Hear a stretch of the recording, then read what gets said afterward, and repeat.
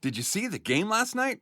Of course you did, because you used Instacart to do your grocery restock. Plus, you got snacks for the game, all without missing a single play. And that's on multitasking. So, we're not saying that Instacart is a hack for game day, but it might be the ultimate play this football season. Enjoy $0 delivery fees on your first 3 orders. Service fees apply. For 3 orders in 14 days. Excludes restaurants. Early birds always rise to the occasion for summer vacation planning because early gets you closer to the action. So don't be late. Book your next vacation early on Vrbo and save over $530 on week-long stays. Average savings $550. Select homes only. Minimum 7-day stay required. Hey, do you want to know why I love the learning experience? Every parent wants their child to feel safe, supported, and inspired. At the Learning Experience, that's what we provide. Our curriculum brings learning to life with joyful moments, beloved characters, and hands-on exploration, helping children from ages 6 weeks to 12 years build confidence, kindness, and curiosity. Families say TLE feels like a second home, with locations on Beltline, Cascade, Byron Center, and Jenison. Learn more at thelearningexperience.com.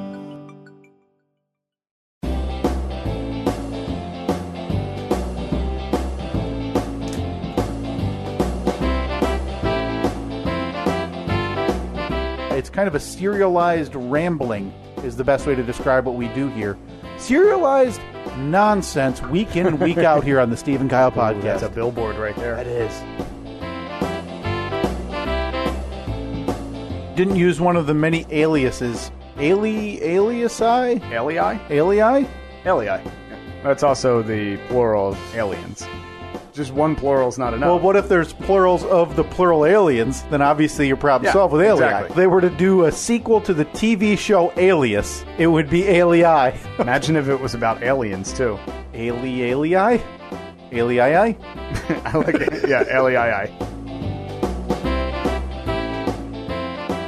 You got what you wanted. You got your gate. You can't let any of the poor people up. Oh, come on. Halloween's going to be tough at the Steve and Annette house this year because you have to show your W-2 to get up that driveway.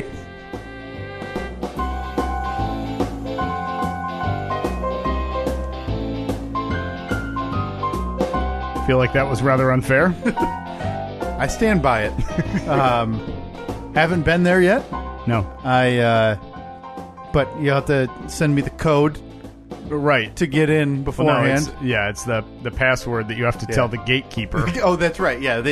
It's so old-fashioned that you don't have like a pad. You have a 24-hour keeper of the gate that you must give the proper password to get through. His name's Hans. Oh, wow. Does he work all 24? Is he like an on-call? Or? Yeah, he's just there forever. He's 168 hours on, none off. It's a house. You wouldn't believe his wage. Yeah. It's the Steve and Kyle podcast. It's Monday, September 18th, 2017, the year of our Lord, coming to you from a very roasty and toasty Amazon Prime studio. It is disgustingly hot in this room. Yeah, I get hot easily. Yeah. Right? Like, I sweat. And you see me a lot of times here during this podcast. I'll take my headphones off occasionally if I get too hot, if we're going for a while. We have dimmed the lights to what can only be described as... romantic? I was thinking dingy daytime strip club. Well, but here we are. Yeah, so romantic, like I said. That's a good first date, right? Yeah. It didn't help. It feels like we're in a hot box of death. Now, but you came up with a solution because we're in the house now. No one. We moved out of the house yesterday. Actually, the only stuff that's still in the house that belongs to us is like a mirror upstairs, a TV, and everything that's in this studio. If you didn't know any better and you were sitting in the studio, we still live here, and so we're down in the basement where it's generally about 10 degrees cooler. But we've had kind of unseasonably warm weather the last couple of days, so the house is heated up again. We haven't been here to adjust the thermostat at all. So you said, I'll just swing the door open. So the only problem is we got the nice... Now, it's not super loud, but it's loud enough that you should be able to hear right now the washer going. Yeah. Shh. It's ramping up. Yeah. Yeah, it's about to do the the final spin. It's in that rinse or that high spin cycle. Yep. So every now and again, you might hear the washer kick up and me wave the door. You're actually opening the Half Price Hobbit hole door and fanning it to like create a backdraft to suck the cooler air into to create room. anything, Steve. Yeah. I think if it really calls for it, we knock out that window, get some ventilation coming in here. Otherwise, I think there's a chance we finish this podcast in the dark. Yeah, because we are, as we speak, we're 4 minutes in, and it's already unbearable. 4? Oh, God, I was hoping you said 30. This is going to be, you know how every day or every time we record, we look up in there and say, where did that hour go? This is going to be the complete opposite. It's going to feel like we're here for 3 hours, and we're going to look at the clock, and it's, cool, 24 minutes. Yep. So if... be forewarned, this episode is what it is. If we finish 8 minutes from now... I can't do it. Just one of us, I can't do it. A slam down pair of headphones, and the double price Hobbit hole door opens. That's the end of the episode. Yeah, that's it. That's it.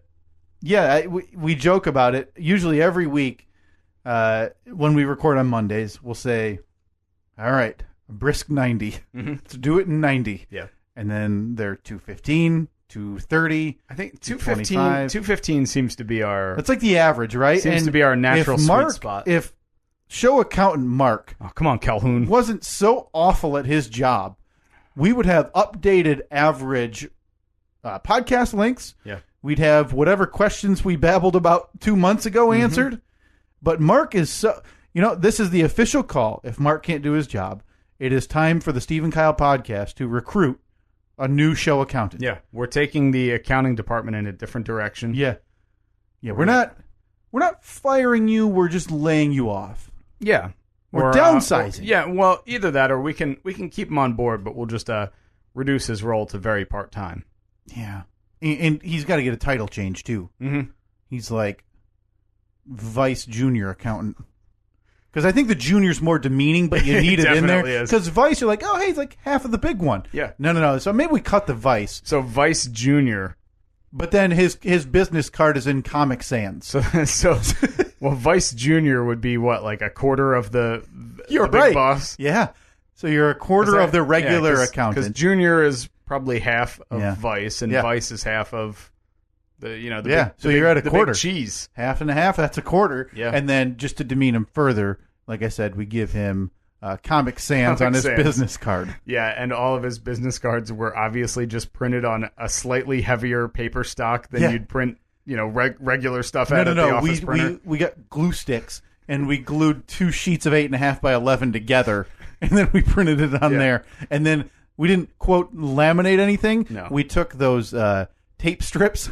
Oh, yeah. And we just tape stripped both sides. Yeah, so if you really try, you can peel them apart easily. So that's what happens, Mark. Yep. If you want to mess around and not do your job, because you'd been tasked with some stuff over the months, we've had 0 response and answers. We've had response and answers from other people who care about their livelihood and job. So we're going to open up the email inbox, which we haven't even given out. No. To job. Apply for the show accountant job, please, on Twitter or Facebook. Or if you want to send a formal resume, please do. We'll give you the email for that as well. Yeah, hire me, please. Hire me, please, or show accountant. That's going to be this week. We're looking to replace a... now, would this be like a firing... I've never understood the terms. Fire with cause, without cause? This would be with cause. He was because he's negligent in his job. Yeah, exactly. So without cause would be, hey, we can't afford you anymore. Well, without cause, it would be. I don't think that the term fired would be used. It would probably be downsized or position was eliminated. Gotcha. Yeah. So, and I'm sure that comes into play with unemployment, which Mark will now need. Yeah, definitely. We had to make it happen with cause because we can't be held liable for this. But on the bright side, can you imagine a little bit of money just freed up in the Steve and Kyle budget? Right. I mean, can you imagine, though, like, letting somebody go but then refusing to acknowledge, like, why? Like, no, Mark, it's okay, man. You were negligent at your job, but it's no big deal. Yeah. Yeah. Show accountant. Hire me, please. Show accountant this week, Twitter and Facebook. So Thanks. I think as of right now, then is it safe to say you're filling in as the show accountant? You have taken on those responsibilities. Yeah. And the only reason I say that is because you set up the PayPal account that we have. Yeah, boy, you're So right. you're I guess basically- in terms of the finances, right now I am in control of where the Steve and Kyle podcast as an LLC, which doesn't exist, is going. Should we?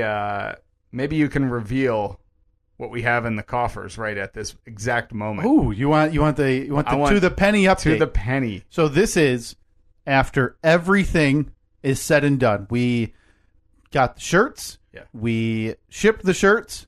Everything is done and handled. And what did we? So it 50, 55, or 60 shirts? I think we sent out. Yeah, I think our total order. I mean, our initial order was 20. And then we ordered 50 another, some more. So we another- shipped almost 70 shirts out, which was a task, as we talked about. Not going to happen again. Not a chance. So after everything, after our costs were covered, Yep. the Steve and Kyle podcast. Well, wait a minute. I want to go over. I want to go over everything. So we purchased the shirts. Yep. We had to purchase the postage for them from Yes. through the post office. Yep. Obviously, we had to purchase the Mailers. The mailers, Yep. the plastic mailers that they came in, and then also the garbage merch was factored in. I think. The garbage merch, a little bit of that too. I bought some materials for that, and so we mentioned it. Do you have a guess? Do you want to guess, or do you just want me to give you the number? I mean, after all that work, it better be hundreds, if not thousands. If not thousands, Steve, would you be surprised to hear the Steve and Kyle podcast for the first time on the books is in the black Hey, that's good. at a total of $40.08. Woo! $40 and 8 cents. And 8 cents. Thank Okay, you. so of the 70 shirts that we mailed out, all right. So yeah, we made banked about like 50 58 cents. cents a shirt. Suckers. Took you idiots for a ride, didn't we? Enjoy your garbage. Not to fret though, we plan on dumping that money right back into the podcast. We're going to put ourselves right back in the red and buy some more equipment here for these microphones and it got noticed bad this week, and I think it's me. I'm loud. I project. And what I need to do is just keep the microphone here and talk about 6 inches from it, but then it sounds a little tin canny. Yeah, and you start hearing the washing machine in the background a little bit more. So I'm louder, which we know we adjust for, but the microphone has a bit of a pop to it. It so does. when I laugh or if I say something loud, Gets a little you crispy. hear some audio cut out, and Yeah. it's not pretty. So we're going to try to fix that. Yeah. Try. Try. With, like, again, the profits we've made, which won't cover what we need. And like I said, no joke, will put us directly back in the red. Yeah, because I think that the things that we need are $27 a piece, and we need 2 of them. Yeah. And so yeah, we'll get one and a half of them. 1.5. 1.5. Yep. And then we'll open the Patreon account. Oh yeah. Do you think anyone would donate? I would feel awful. Well, hell, people bought stupid shirts. mean, I would feel bad. Yeah, there's no way I would ever do that. The only way I would do a Patreon or something like that is if that was like, hey, donate to the Patreon. We're going to do an extra episode a week. And even that I wouldn't do. Man, I'd do that in a heartbeat. We're giving bonus content. Yeah, I would do it. Oh, but okay. I can't tell them. No. Yeah, we so would like never I said, consider I would never, it. never, It. never do that. Stay tuned next week. Patreon account, patreon.com/Steve and Kyle. I don't know if that's the way those links work at all. Somebody set that up and start making us money. Is this... I'm so unfamiliar with Patreon.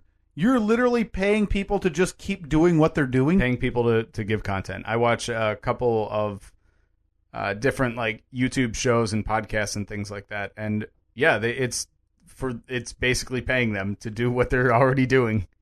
Wow. Okay. It seems dirty. I think that to may come back ask to bite is- me like 3 years from now Right. if we're doing a big campaign. The only way we've ever talked about possibly making a penny off of this has been the conventional podcast way, which would be to do advertisement stuff. Yeah. Which even then we're like, well, we've had an offer Yeah. to do some advertising stuff, which we sent a few emails about it, And when we talked about it, we both, Well, technically, we've had two different offers. Oh, yeah. Well, one we should get back to. One I would not mind doing at all. Yeah. And that's a listener of ours. Yeah. That, to my fault, has fallen by the wayside. So, listener Patrick, we need to get in touch with him. Yeah, the other one... The other one I didn't like. Seemed a little...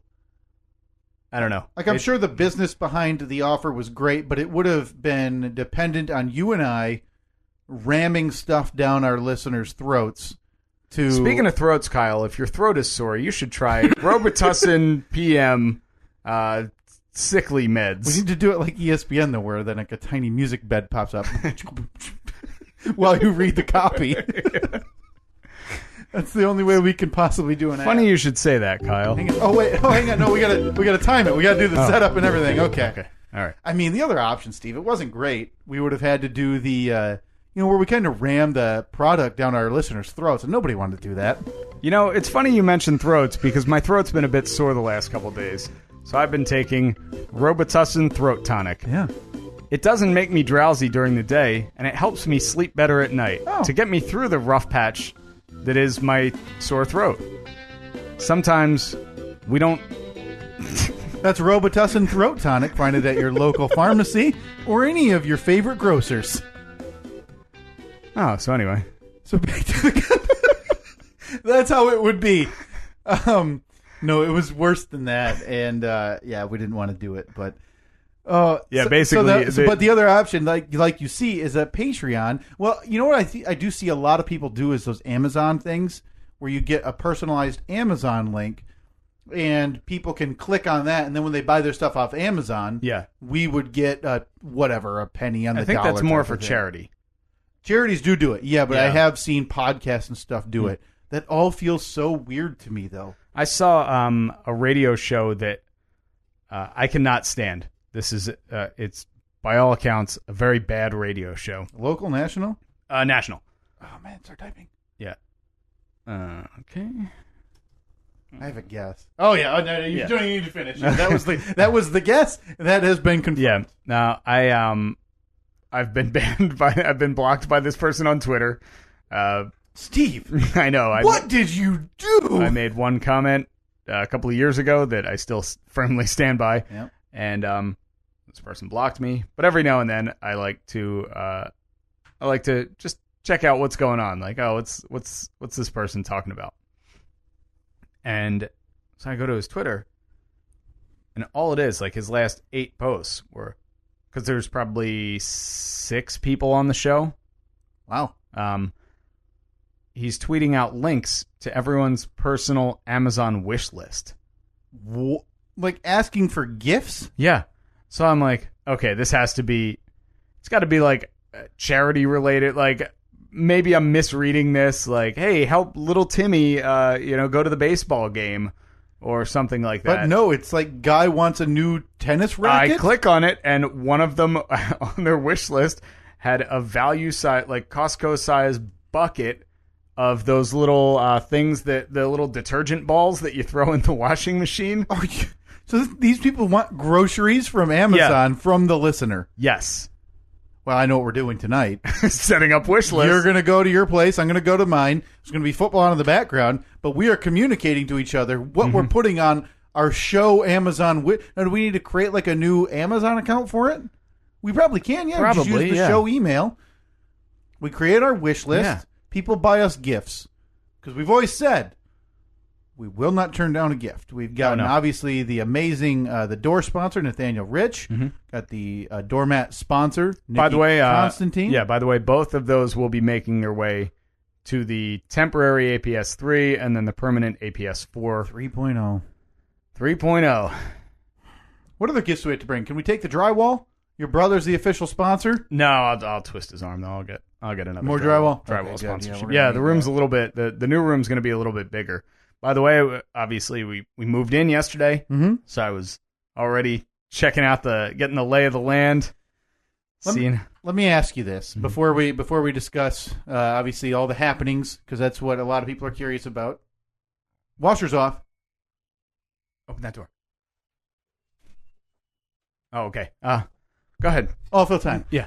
Before we get into the meat and potatoes here, which everybody wants to know about, Steve, the new house, all of that stuff, we do need to... I need to get to the bottom of some things about when and where this new APS 3.0 going into the 4.0 is going to happen, because obviously with this one we had the timetable where we negotiated down that we could move in at 30 weeks.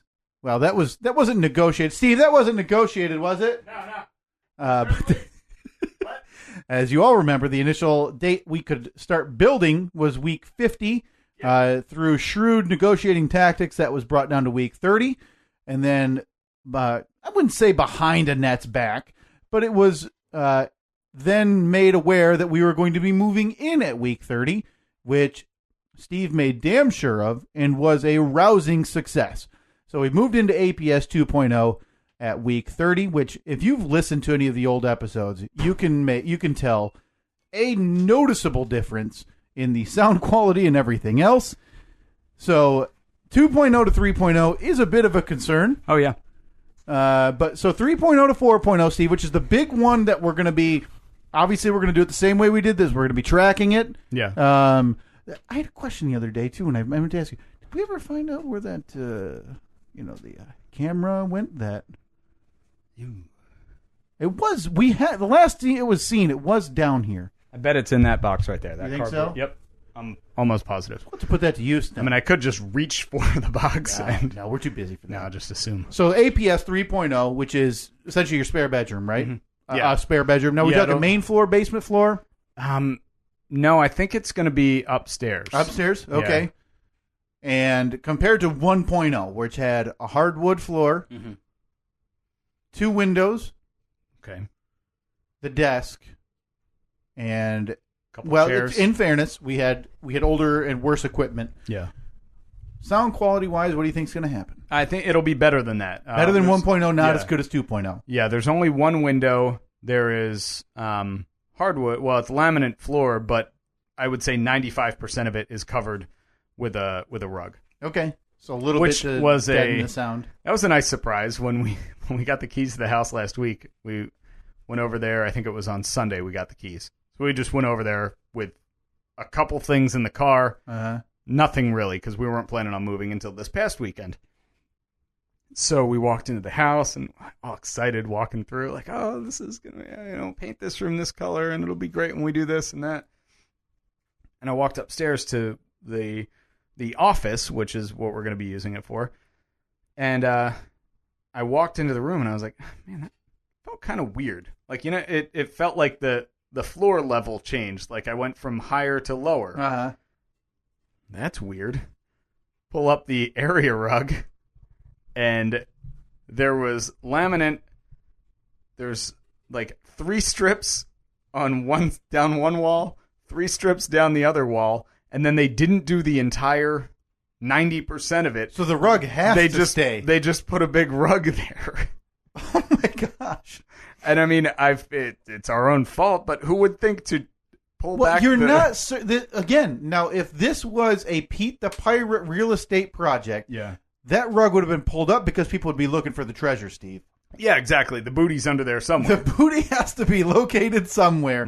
But in this case, you didn't think to pull up the area rug looking for that treasure chest of gold.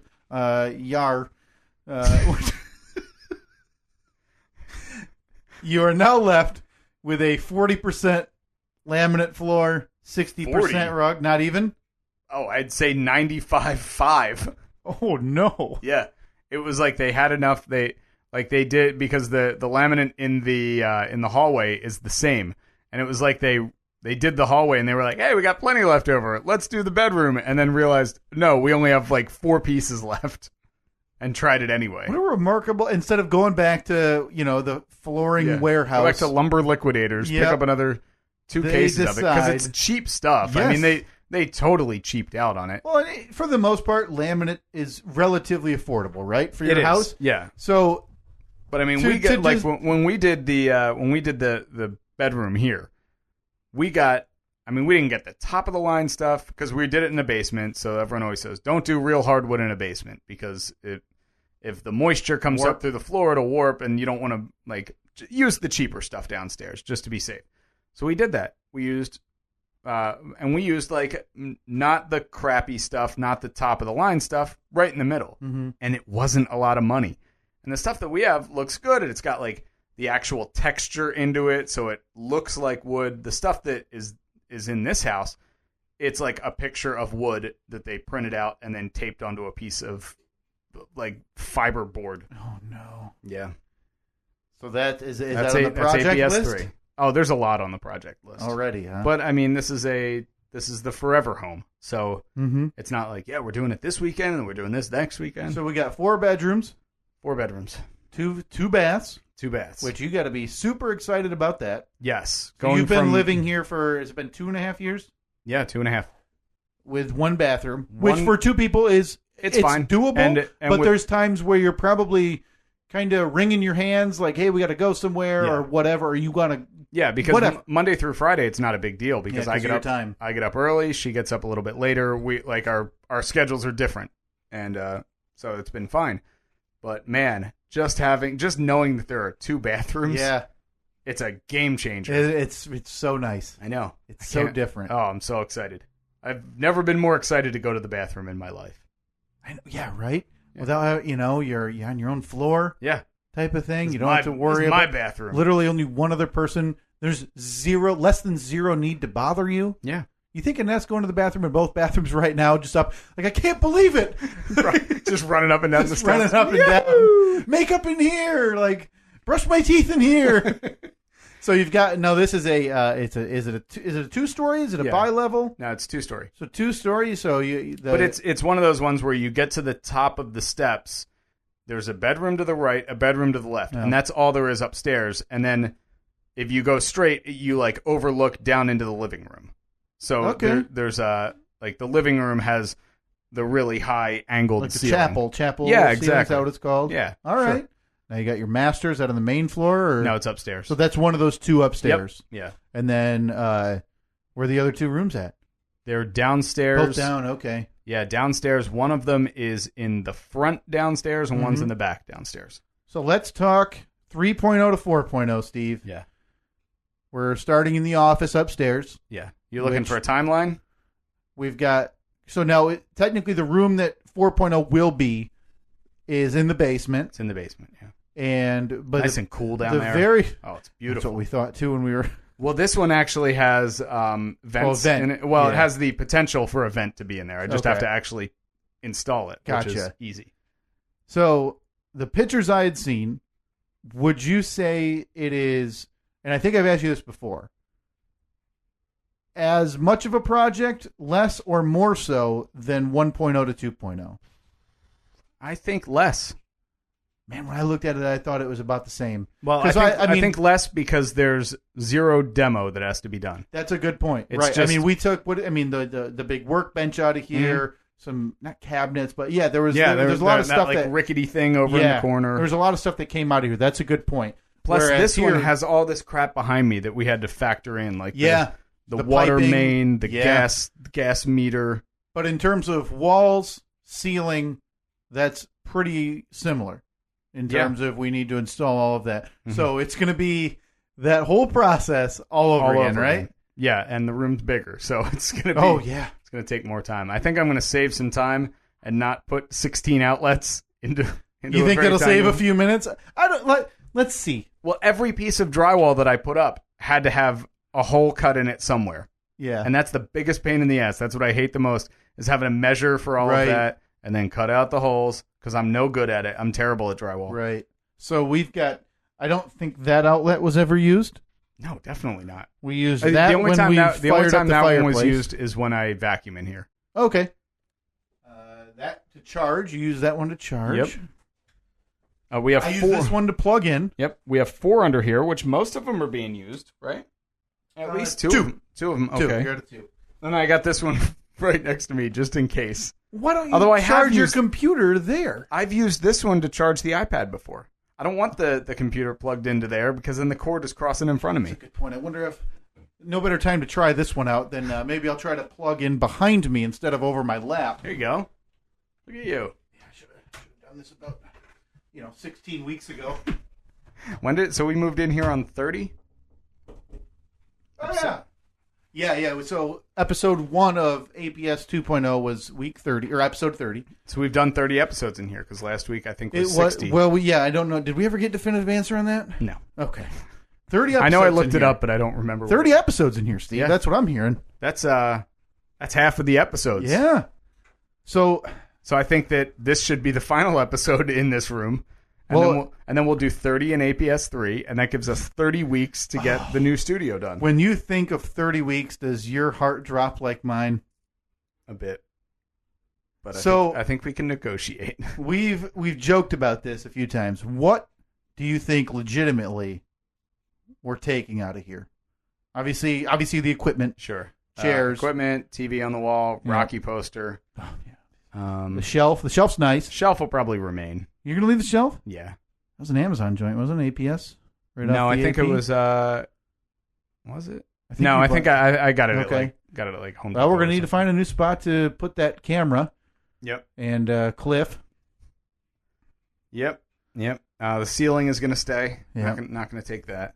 Chairs are coming with us. I think the countertop is staying. Yeah, it doesn't make any sense to take it. I know we joked about it, but the shape of this in that new room, it's just gonna. It would be ridiculous because it's a room that's big. I mean, it's not massive. It's probably 10 by 8, 10 by 9 maybe.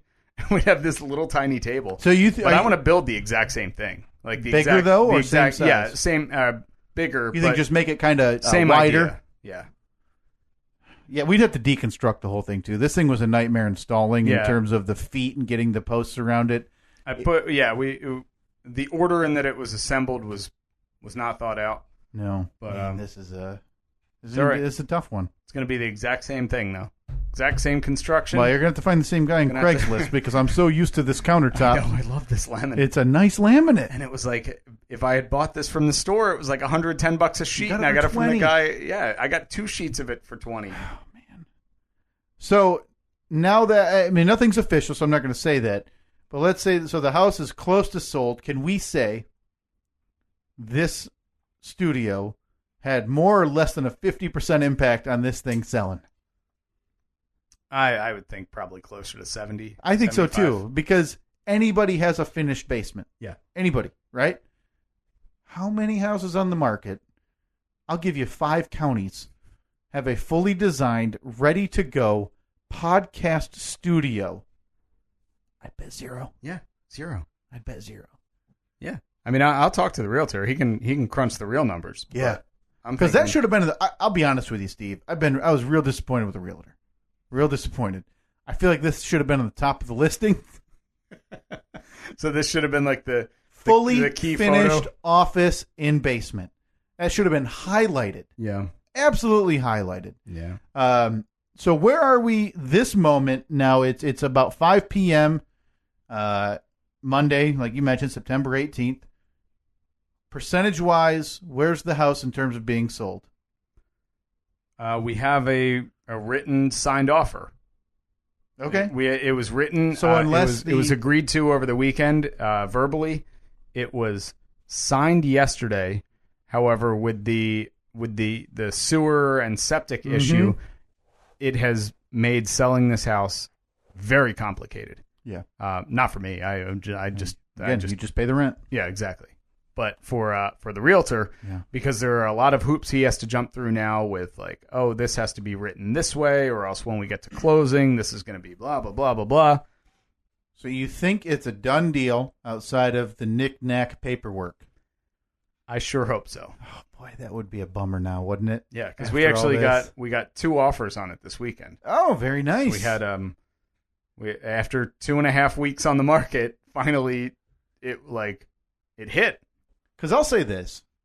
When I saw your realtor show up to the softball game on Wednesday, I thought... You knew things were serious. I thought, uh-oh, something has gone south, something has gone sideways. We talked about it. No issues to discuss here on the podcast, but things turned for the better, obviously, from there then. Yeah. So a couple people looked at it. They both liked it. You thought, all right, time to drive up the price. Well, that's what That's the way it goes, that's right? That's the dream. Like, we got 2 offers on the house. This is great. So that is referred to as a multiple offer scenario. Darn right it is. So he gets to call. So I was at a work thing on Saturday, and I was really confident that the people that had looked at it earlier in the week and people that had looked at it that day were very interested because I was spying on them. Yeah, you told me. That's a great idea, by the way. So our realtor had been saying to me for like 2 days, he's like, I'm still talking to the people from Thursday. I'm pretty confident. Okay, cool. And then as I was at my event, I happen to look at my phone and I see an email pop up that says offer. I'm like, oh, sweet. I just glance at it because all you do is look for the numbers. So I'm like scrolling through. I'm like, okay, now we're talking. This is pretty good. I sent Annette a text real quick. I said, we have an offer. I haven't really read it yet, but we have an offer and it looks decent. If I'm reading it right, I think it's like we can accept it. So I sent our realtor a text. I said, hey man, same thing. If I'm reading this right, I think we're going to accept it. So he replies back, it with a question mark. He said, dude, you have multiple offers. And just as he sent that, my email refreshed again and I saw the subject line, another offer. Oh, time to start printing cash. Because at this point, APS 4.0 is being produced. Yeah. In your mind. Yeah. Because at this point, all the extra cash, obviously, the extra cash at this point is due to the office setting here in the basement. Annette would no doubt agree to give all dollars and cents over that initial number to us for APS 4.0. So I mean, I'm already picking out the color of Bentley that I want. Yep. I'm getting carpet ideas for the APS 4. We're skipping APS 3. We're going right to APS 4. Yeah, we're hiring a contractor to do it. That's how much money we got. It'll be done in a week. Yeah. And so he said, okay, I'll call him up, tell him that we have multiple offers. Give us your best offer by 5 p.m. tomorrow. That is a good feeling. You're clean sailing. You got the weekend ahead of you. You've got... I'm on my way to a demolition derby that I get to drive in. Life couldn't be better. Right. Things are looking up. Things are looking up indeed. We're in the process of packing up and moving to our forever home, which that sucks, but like I'm excited about the whole process. Right. Can't wait. So yesterday comes. Which is the deadline, right? The deadline. Deadline was 5 p.m. yesterday. Yep. So I jokingly send the realtor a text like around noon. I said, big day today. Hope you got your game face on. So he replies just with a smiley face. Like an hour later, get a text from him. He says, well, one of them already got back to me.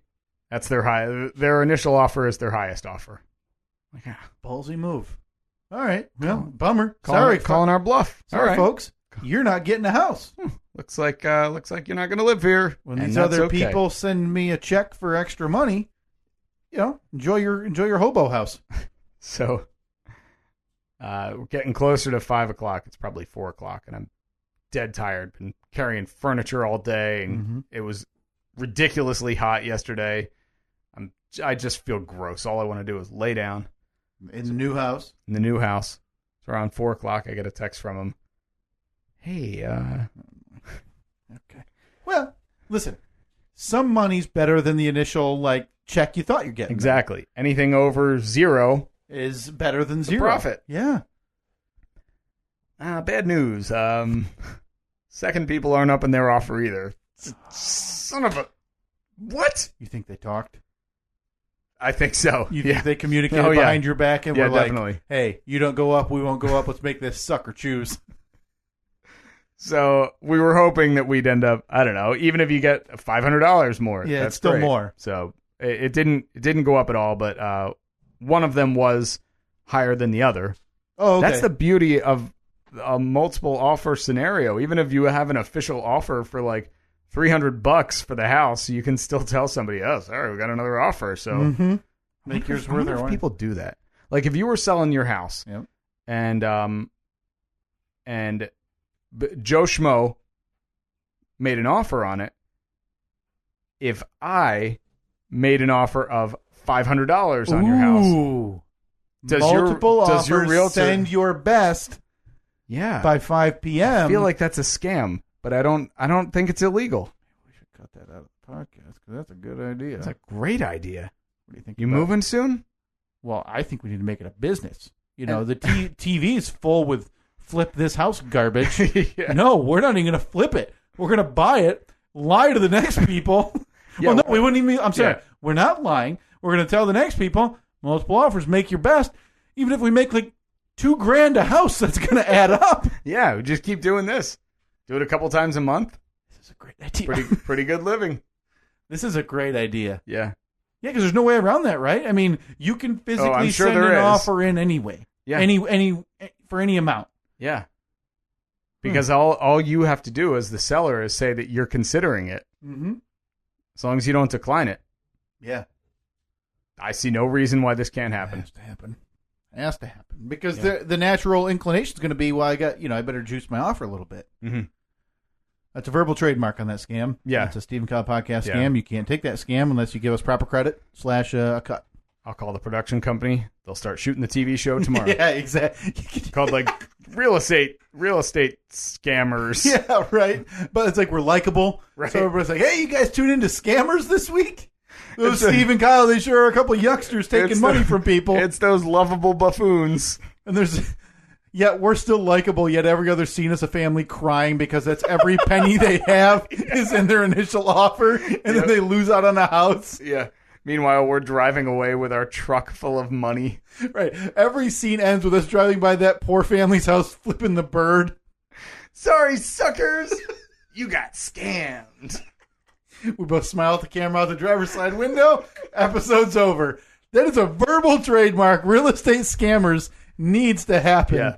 If that sounds illegal to you, hashtag real estate scammers. Yeah. Let us know. Boy, we might have to think of a better title. I like the way it sounds, but essentially calling the 2 stars of the show scammers seems like getting off on the wrong foot. Well, maybe we can make like SCAM. We can use it as like an acronym. Oh, yeah. Well, I mean, if you think about it, somebody literally called their company Lizard Lick Towing, and that didn't dog their own program. Yeah, that's true. We could just do it on True TV and make it fake. That's what all those other shows are. There's Lizard Lick Towing. Yeah. Is there a stable, or there used to be a couple of years ago, a stable of those shows? I never watched Lizard Lick Towing. There was like Parking Wars. Parking Wars. Yeah. Repo Men. Yeah. That was called Repo Men? Yeah, I think so. Or am I thinking of a movie? No. Repo Man was definitely okay. And then it was the same thing where it was always this like, oh man, we got to go repossess this Ferrari. Then they'd get there and it'd be like, oh no, they want to fight. You're not going to take my Ferrari. Yeah, and then they jump on the trunk of the Ferrari as it's tearing down the highway. It's like a paid stuntman doing it. Yeah, no, that's what we need. We need to do it in that vein. All right, I'm on it. We got to come up with a catchier title. Listen, you're on the one with a nationally syndicated side gig, so we need to get in touch with some production people. I mean, I know they're in radio. Yeah. But maybe we can make a radio. It could be like a radio theater, like a podcast version. Yeah, we could do that. I like it. All right, I like it a lot. All right, so the move, as you mentioned, you're about 98% done. Yeah, I would say so. We have. Thank God your freezer's full. We can go get a couple bags of peas to cool us down. It's so hot. Let's do the timed wave. Oh, it feels nice. Me waving the door at us to try to cool it down a little bit in here. It feels really We should nice. bring a thermometer in here. Because what do you think? Because we're probably being babies. Probably. It's probably like 78. I know. And everybody's like, I don't have air. It's 96 in my house right now. Well, and we're sitting here being babies about this. Looks like you need to start a scam to make some money. Verbal trademark. You cannot real estate scam people. That's ours. That is ours. Steve, I think it's pertinent. Well, you know what? I'm not going to let it get any further. Before this becomes Vegas story number 2, I need to find out. So you're pretty much officially in the new house. Yeah. Okay? We slept there last night for the first time. So what is the update? Well, I'm not even going to frame it that way. When are we getting our go-karts? It's funny that you bring this up because last week when you brought it up, I realized I had forgotten what the go-kart update was. No! Oh, no! So there is a juicy update somewhere in that brain of yours. Mm-hmm. Because the last update we had was the idea that we wanted go-karts at your new house because you're on a cul-de-sac, and that way we can race and have hijinks on our go-karts around your neighborhood. Yeah. Yeah, I don't remember. I don't really remember what it was. So it's a go. Yeah, definitely. It seems like it's a go then. I want to build, like, have you seen, like, the adult big wheels? No. Yeah, it's basically a big wheel. Like, remember big wheels from when you rode them as a kid? Do I have to pedal? No, you don't. Oh, I'm in. Instead of the pedals on the front, there's pegs that stick out that you just put your feet on. It's sized for an adult. It's got like a bicycle front wheel, so it's not that crappy plastic front wheel. And then it's got an engine in the back. Talking like a lawnmower size, 3 to 5 horse, something like that. Okay, I'm in. I looked up. Somebody had posted a video on like how to build one for $300. You got $300? Steve, I'll scrape together $300. So what you do is you buy one, like you buy this. I forget what they're called. They're called like drift trikes, I think. And it's basically a big tricycle, a big wheel, but it doesn't have a motor. But then you go to Harbor Freight, you buy like their $89 motor. You buy a bunch of gears and they sell sprockets. Like motors, they separate do. Type of thing. Mm-hmm. Okay. Yeah, and then they give step-by-step instructions on how to weld it all together. I know a welder. Oh, Patreon, we need $600. If we can Patreon, if somebody will donate for $600. If somebody wants to give us $600, we will... Well, you're the official Stephen Kyle Podcast go-kart sponsor. And for 2 episodes, we will refer to the podcast by the name of your choosing. Yeah. I mean, obviously, you're a guest whenever you feel like it at that point. During those 2 episodes. Yeah. Over the phone, we're not... Yeah, you're not welcome. You're not coming over. You're not welcome. Only celebrities. Although I don't technically live here anymore, so. Oh yeah, come on by. We should open the door right now. Put a sign up. Yeah, I'll leave podcast gets wanted. I'll leave a key outside. Just let yourself in. Yeah, no. Doesn't that sound like a trap? Put a sign up. Podcast guests wanted with like arrows pointing to your basement through your washroom. Yeah, especially right across the street from a school. Oh yeah, people coming in. Man, this is like a haunted house. They come in. No, come on in. Have a seat. Yeah, sit down. Everything's going to be great. Sit down in front of the Rocky poster. Yeah, no kidding. That offer is on the table now and forever. Yeah. If you want to pay for our trikes, our adult big wheels, we will build them and we will paint your face or logo on whatever on the side you want. And the podcast will be renamed to whatever you choose for episodes. We'll talk to you. That's a great idea. I love it. We need to make this happen. I don't care if anybody pays for it because that's ridiculous. We need to make this happen. I'm gonna look it up. I'm hoping that it was actually $300 and it wasn't like $600. Yeah. I'd still look at it though for that. Me too. Well, you know what though? At $600, I could probably get most of a decent go-kart already. But these look a lot more fun than go-karts. And I don't want a go-kart that came from a shut-down amusement park type of thing because those all have like the governors on them and the stupid plastic shell bodies over the top. Yeah. No. 13-year-old Steve knows all about this. I think I talked about this on an episode where I had the choice. My parents gave me the option. I could buy the go-kart that I had always wanted, or I could buy a BMX bike. You got that BMX and bike. I bought the BMX bike. And I had been making calls all over the country about the dingo go-kart that I wanted. And it was, and I had to get a like high-speed torque converter, and that would make it go really fast. Because my whole thing was that I'd call these places and be, how fast does your dingo go? I'd be like, it tops out at 28 miles an hour. Why do I want to make it go faster? You got to get a new torque converter. Okay. Because you're like 9. What 9-year-old doesn't need a go-kart that's going to go 55 miles an hour? Apparently, I had the need for speed. Yes, you did. At a young age. Hey, kudos for your family for being willing to allow that to happen. I think that they knew that it never would. You think so? Yeah, so it was like, go get a go-kart. Calling the dingo. Yeah, okay. Good idea, Steve. Yeah. So I didn't get that dingo, but a sweet bike instead. GT Vertigo. Any regrets on that? No. No, I mean, it was, 'cause that got me into BMX, so I really like that. That was a big part of my childhood. Which obviously you're still into now. Yeah, Still exactly. Still follow it. Still ride my oversized BMX bike. Yes, you do. Yeah, I saw it in action. Got all the fancy tricks. Yep. all the reflectors taken off of it. Because I don't want to be a loser. Well, I mean, it's just like when you were awesome and you take the brakes off your rollerblades. You ever do that? Yeah.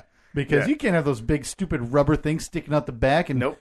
slowing you down on the road. Now, because I rollerbladed for a while, but then you had to choose. At one point, you had to go BMX or rollerblade. You couldn't do both. Right. Because to BMXers, rollerbladers were fruit booters.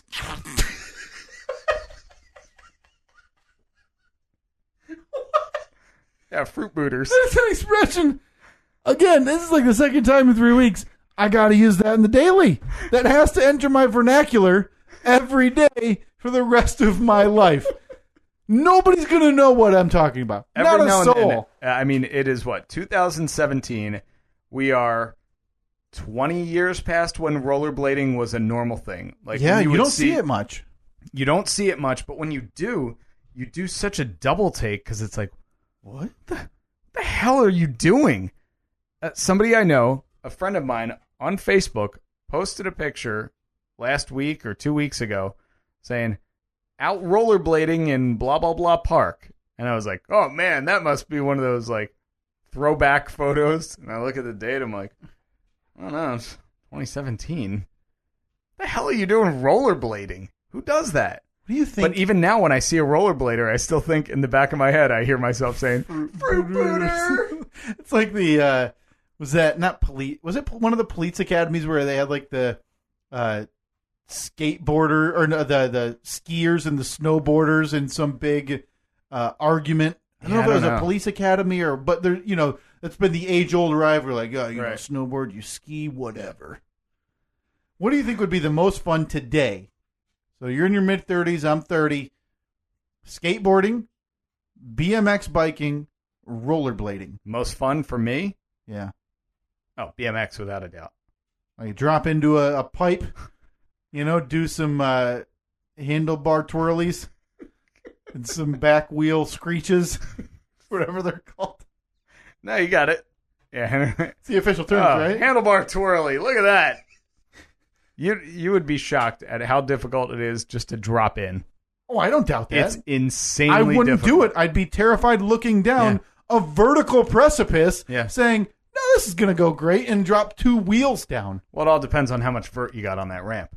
Oh, obviously. I mean, if the ramp isn't fully vert, it's a little bit easier. But if it's like a 10-foot half pipe with 2 feet of vert, that's basically you're riding the first 2 feet. You're riding down a 90-degree straight wall. It's awful. I can't even get the image in my mind when Katie and I went up to visit our friends in the UP, the U of the UP. Yeah. So the furthest north you can go in Michigan.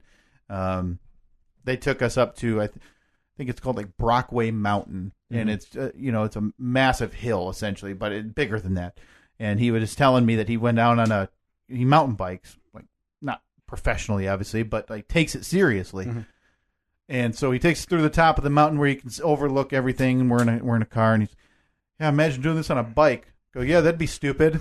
I was, I've done it a few times. But what? And so we're at the top. Oh, you're an idiot. And there's a trail that goes down, kind of through the woods type of thing, but it's on an angle.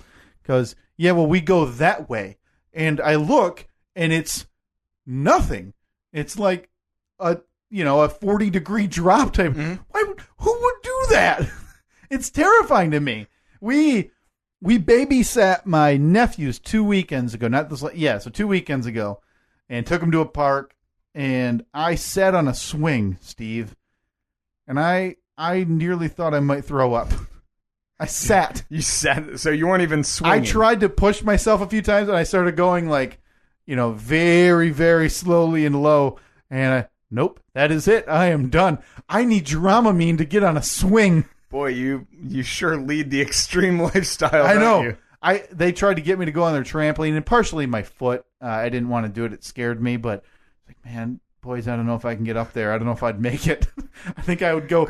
I think I'd be like there's a sheet of ice, and I'd just go flat and make it stop. Uncle Kyle's getting old. Yeah, no, I'm so terrible with motion like that, and roller coasters, and I can't do it. No go, huh? I can't. Oh, but that was a low point. So to hear people about I mountain bike down the side of a mountain And I said, yeah, I sat on a swing. How do you feel? Just sat. Yeah, how do you feel, loser? Didn't even swing. Oh, no. Oh. So I think I need to get some rollerblades now. I'm kind of intrigued by it. I kind of want to do it. I actually again. have my old hockey skates out in the garage. Do you really? Yeah. I think we need to go rollerblading. We need to go old school rollerblading, though. We need to get rollerblade brand rollerblades, knee pads, elbow pads, the wrist guards. Well, I'm not and here the to helmet. get hurt. So obviously, Steve, those wrist guards were the biggest inhibitor of enjoyment ever. They were terrible. Because they had like that big bump The bar. right on your, and you're like, oh, geez, oh no, this is comfortable. Yeah, because it kept your wrist from like snapping backwards. Oh boy, I sure hope all the chicks don't see me with this. The good old days. It is insanely hot in this. It's getting room. warm. The headphones are going on hiatus right now. Oh, so God. I can only imagine. So, but it's not. It's about 80 outside. Yeah. But I mean, it's filtering obviously negatively downstairs. So we've got. We're going to end up being pretty lucky this year, Steve. We have softball this Wednesday. Mm-hmm. We will only had one rain out. It sounds like. Oh yeah. And that was obviously it was like early in the summer, first season. So we've gotten really lucky with weather. We come back Wednesday for Game 6 of the regular season before our tournament kicks in. Team didn't do so well last week. Nope. Seems like you're harboring some resentment for towards your players. Yeah. To anybody listening on our team, I'm done. Steve, I would argue there's a percentage chance I'm not coming Wednesday. Well, you'll be there. There's zero chance that you won't be there. I know you well enough. I have informed Joe. You got to finish this fight. That the lineup may be arriving in his hand tomorrow, so I don't have to go on Wednesday. All right, explain your disappointment. So here's my issue. If you couldn't tell, we lost the game, which again I don't care. We lost literally 10 of them in the early summer season. So to anybody say you're being a sore loser, that's not the point. Obviously, me not being able to play, I've been designated the manager, which I've mentioned a few times I don't like. Mm-hmm. And this week, it finally dawned on me that I'm not the manager. I'm writing a lineup and bringing it. That's it. You're like a carrier pigeon. Because nobody listens to me anyway.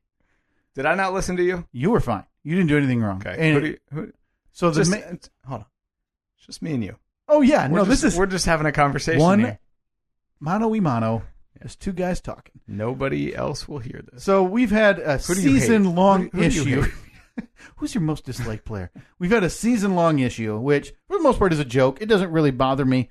But sometimes it does. And it's bugged me now where our outfield has the world's worst allergy to hitting a cutoff man. So without getting too inside baseball, an outfielder would catch the softball, and instead of just throwing it into the infield to stop a runner running around the bases, would then gun it home to try to get a runner coming home to prevent a run, instead of throwing it to second base, preventing the hitter from getting to second base, which would then make it easier for him to score on the next play. Allergic, Steve. Allergic. I feel like I know who you're talking about now. Literally everybody in the outfield. So okay, our outfield consists of Rusty in left. Party Rusty. It's usually Sims in left center. Rover. Yep. Then we have Joe in right center. Yep. And who is in right field changes? Oh, it's Jake. Yeah, it's Jake. Listener Jake. Former third baseman / pitcher Brandon. Mm-hmm. We put a lot of people out in right. Yeah. Can I go in right? Can I go in right this week? Oh, I'm done. So do what you want.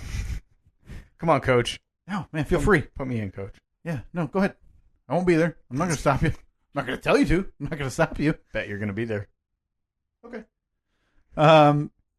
So that kind of grated on me because we were losing the game and nobody was listening. So I'm watching this happen. I see, I don't even remember who it was. So I honestly, if I remembered, I would absolutely call him out. Would whip it home. Runners from first and second get to second and third. So the next hitter Oh, my laundry's done. Oh, okay. You gotta go fold? You just keep going. Yeah. Just fold with the door open. So the runners get to second and third. The next play, single. Those two runners score. It's a downhill. It's a snowball effect. Yeah. To where we threw out 0 runners at home in the 18 games we've played. That just means we're still trying. That just means we're due. Right. And every time I bring it up, I got this guy at second. Yeah. Like 25 feet away. Right. So that happened. I try to align my outfield a certain way. I like it, a certain way to maximize our efficiencies. Mm-hmm. That's out the window. Nobody listens to that anymore. So we just do four straight outfielders and get beat up. Mm-hmm. My final straw this week, though, was we were there early. Yeah. Probably 30, 35 minutes before our game started.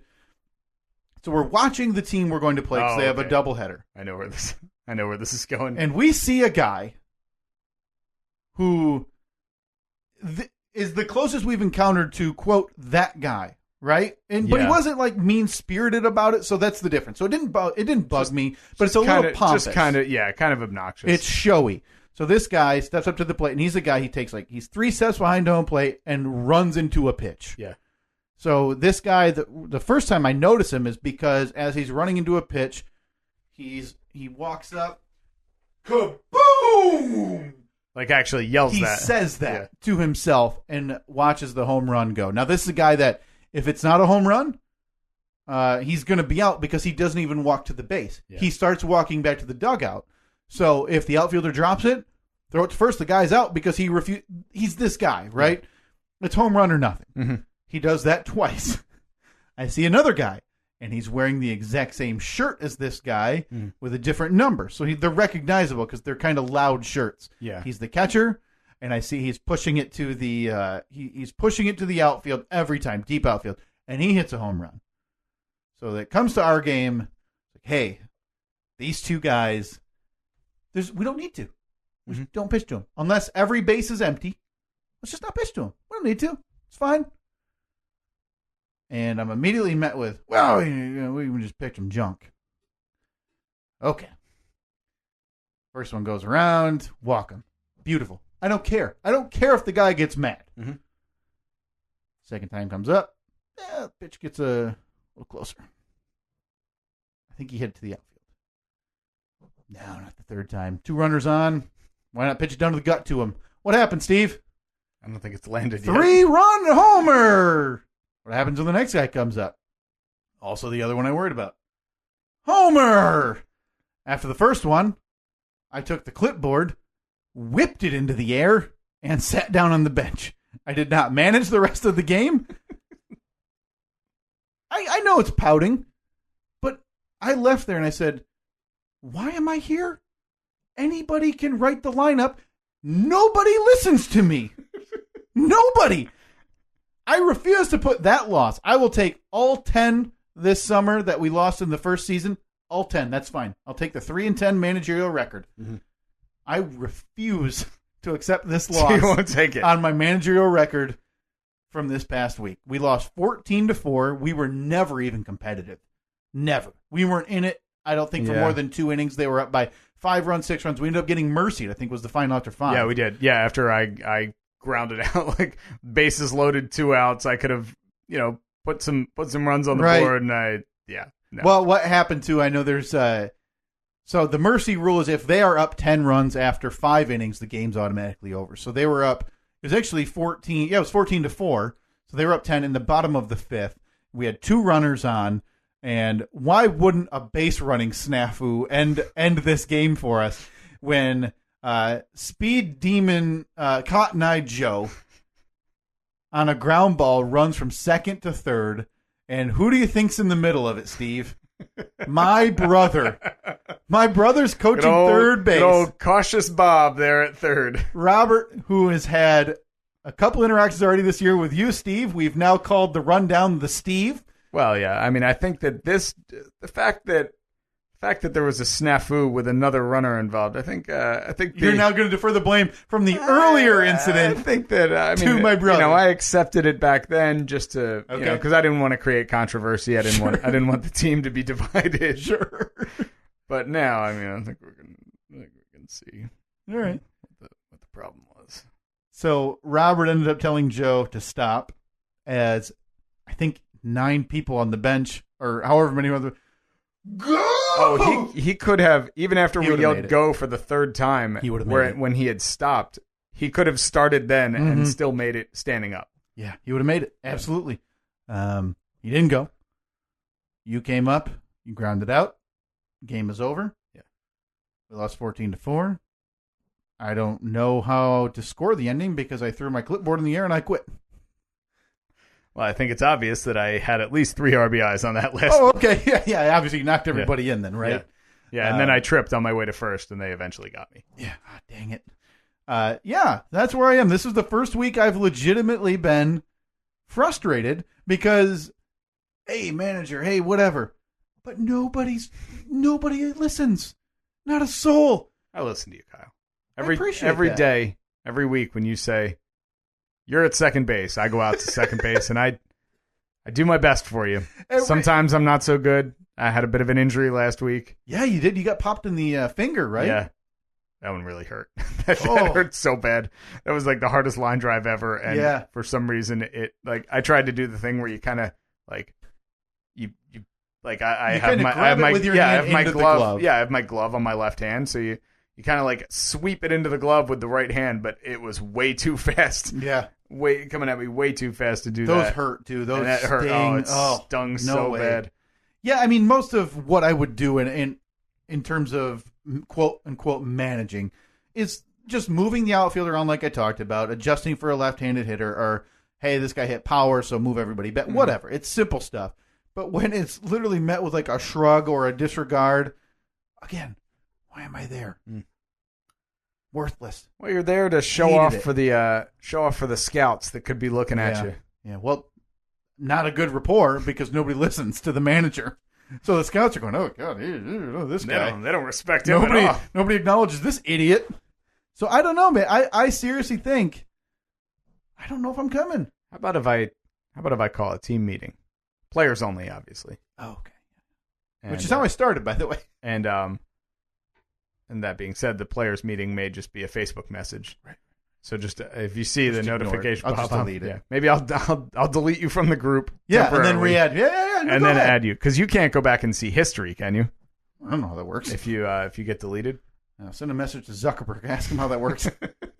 Yeah, no, I don't know. I'll get the team to rally around you. I am, and then when we win tomorrow night, we dump the Gatorade on you. Yep. We carry you out on the field, off into the moonlight. The last inning, I sat on not the bench, the bleachers with my wife. I didn't want to be there. I was ready to go home. I hated every moment of it. I think, and more than anything, last week pushed me well over the edge. That retirement is at hand. Okay. My softball life is done. What would it take to bring you back? Like next year or this week? I mean, 2 days from now. Oh, 2 days from now? An apology? I don't want an apology. Because at this you point, want results. At this point, I'm not going to manage. You want the respect. Anyway. Even if I go, I'm going to drop a lineup off, tell people who's batting. I'm not moving anybody around. I'm not caring. I'm not scoring. I'm going to ask you so many questions just so you have to answer me. Right. Am I in the right spot, coach? Nope. Where do you want me? How many outs are there? Yeah. If a ball comes to me, what do I do? Yeah. If it's on the ground, is that a hit? How's this work? There's 4 outs, right? Yeah. I think I'm just ready to be done. I can't do it anymore. I mean, if I was playing again, I think it'd be different. Obviously, a little different focus, but well, still that option. No, that's a catch. Deal. Be our catcher. Done deal. Catcher. Not doing it. Why not? Because I can't run. I don't want to run down the base path. You don't have to. Yeah, you do. No, you don't. So I either walk, strike out. No, you just start going to the gym, get yourself jacked. You can be like the guy that we played last week. So you hit him, and it's just kaboom. I'll yell kaboom while I walk to the dugout, no matter what happened. He also did the telescope move, where he hit one where he got down on one knee, used the bat as a telescope, just to kind of let you know what type of guy this was. Yeah, that happened. But hey, disregard the manager. Why not? Let's pitch to him. Let's have fun. I think you should be our catcher. I can't do it. So we can't do pinch hitters, but we can do pinch runners. Right. So if I got on base, I would obviously I'd have to get a runner. So all you have to do is just hit the ball into the outfield and then walk to first. Kind of already need a pinch runner for my brother. Well, we haven't utilized one yet. Yeah, we have for Robert? Yeah. Oh, yeah. Yeah, we do that most innings. Oh. If Robert gets on base, we'll usually, like last week, we put in our new teammate, Nathan. Okay. He came in, usually it's Joe. All right. I think you catch because catching, we're not going to, well, right there, that eliminates your problem of the outfielders throwing it into you because just tell them, you can throw it. I'm not going to catch it. Right. Because you're not going to, like, obviously, you're not going to be in a big play at the plate or anything. Yeah. So, which there was last week though. There was a play at the plate where gets you out there on the field, gets the competitive juices flowing. Can't do it. Can't do it, man. It's not physically not there, not supposed to happen until, a ways away yet. Well, it's just you're basically having a catch. Sure. Outside of the hitting. Yeah, you're having a catch, but you swing a bat every now and then. Okay. But this catch keeps changing. I mean, almost like it sounds like a game of softball. No. Okay. Well, I wouldn't want to get it. I wouldn't want to misinterpret what we're talking about here. No, not obviously. At all. Not at all. Well, we're at 4-1. Obviously, we talked about the side bets over. Steve won. I forget your batting average. Well, I didn't calculate them. I quit. So, but you are still well above 540. Didn't do well last week at all. Yeah. I was, I think 1 for 3 maybe. Okay. You're still well above your 540 because you were batting 840 something. So you're well above your 540 if the side bet ever came into play, which it can't. I went under on you. How about this? How about I get a triple this Wednesday? Oh. You stick around. But I'm not there. For the last game, which is this the Wednesday. Tournament. Yeah, well, we have a tournament game. Yeah. I don't know. We'll see how it goes. Let me amend that. If someone on our team gets a triple. Oh, okay. No, that's fair because there's a good. I mean, Joe could. If Joe wanted to, he could hit a double every time. Yeah. He just has to round first base so. But he doesn't want to slide because hates sliding. He's got his fancy pants. So this on. kid, 22, going on 23, I think, 23 years old, is one of the fastest people I've ever seen. Okay, so, I mean, you're not ground ball, unless it's at the first baseman, you're not throwing him out at first base. Yeah. And if he were to round first to go to second and it's a close play, happened last week, he ducked and walked and, did a stutter step onto second stuck base. His 1 foot out further than the other, mimicking a slide. But that was actually. his slide. And I'm not getting these pants dirty. They were $80. That's the team that I'm working with. My brother told me, and kudos to him, going into the season, I'm not sliding. Not once. I refuse to do it. And I respect that. I don't do it either. I respect it. There's no chance I'd slide. But there was a play at the plate last week where one of our catcher got a ball thrown in from the outfield and went to tag, and the runner made zero effort to avoid him, wrenched his arm and shoulder way behind his back. Not good. Yeah. Not good. No. Yeah, I can't catch. I can't do it. I think you can, man. I really think you can. It doesn't help that we have already recruited 4 catchers. Yeah, but you're the coach. You do what you want. That's a good point. I make the lineup the way I want. This week, we're down our all-star shortstop defensively, Kevin. Oh, no. Yep, he's gone. So who are you putting there? Don't put me there. I'm spinning a wheel, man. I'm done. There's two options I've thought about putting there, but I might put Robert there. I might see what that wounded gazelle can do at shortstop. Can he throw? To first. I mean, that's as far as he needs to go, right? It's not going to be a gun or anything. Yeah.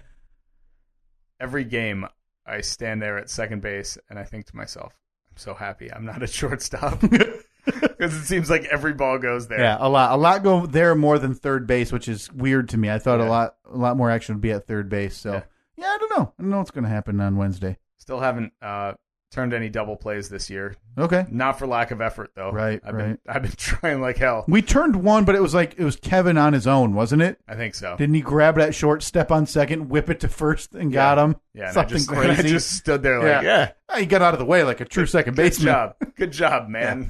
So we're 4-1. One regular season game in the tournament. That'll be next week, which I'm not there for the tournament anyway. I am flying out next Wednesday, the 27th. So you'll be back for week 2 of the tournament. Yeah, I'll be in Michigan. Yeah. You'll be at the game. I will be in West Michigan. Can't abandon your team. Hanging out at home. Can't do it. We need to get to this. We talked off the air. We were going to do this right off the bat, and we totally forgot. Right off the bat, an hour and 14 minutes in. We're going to try to bring this back. Has it been like 2 months, 3 months? It's been a while. We are going to try to talk to somebody for 2 minutes of awkward conversation here, and we're going to the triple backup. We've been trying to talk to Chris in Colorado for a year. I think we've seen a child birth. Like, Chris has had a child since we started trying to get a hold of him. Right. We have somebody on Facebook. Kenzie Smith, if you're listening right now, just know that we've sent you Facebook messages. We're trying to talk to you. But we are going, Steve, going into the bullpen. Yeah? Going to Gina. So Gina, I believe, is a local. I'll read her review, which thankfully was 5 stars. And this is what we're looking for. She's lucky. This is what we're looking for in a review. Do you love slow pitch softball? Do you enjoy reminiscing about sitcoms from 30 years ago? I'm sorry, I didn't read the headline. Real guys, real talk, mediocre funny, which I think goes along with pretty much everything that everybody says about this. Yep. Have you ever wondered what a throat demon may sound like? Well, do I have the podcast for you? The Steve and Kyle podcast is a topical and often hilarious show that definitely deserves a listen. Conversation flows naturally between the hosts, and the mix of pop culture topics and personal anecdotes makes you feel like you're hanging out with your friends. Here we go. Although Kyle is seemingly a horrible person, hashtag hot horse takes. Oh, wow, that's a callback. The genuine chemistry between Steve and Kyle makes for a top-notch podcast. Keep up the great work. In summation, if you can change and I can change, then we can all change our settings to subscribe to the Steve and Kyle podcast. Oh, that is very nice. So we need to talk to Gina. Gina has a shirt. We need to ask her how that thing's holding up. A lot to talk to her about. A local, boy, I'm not even going to try to pronounce that last name.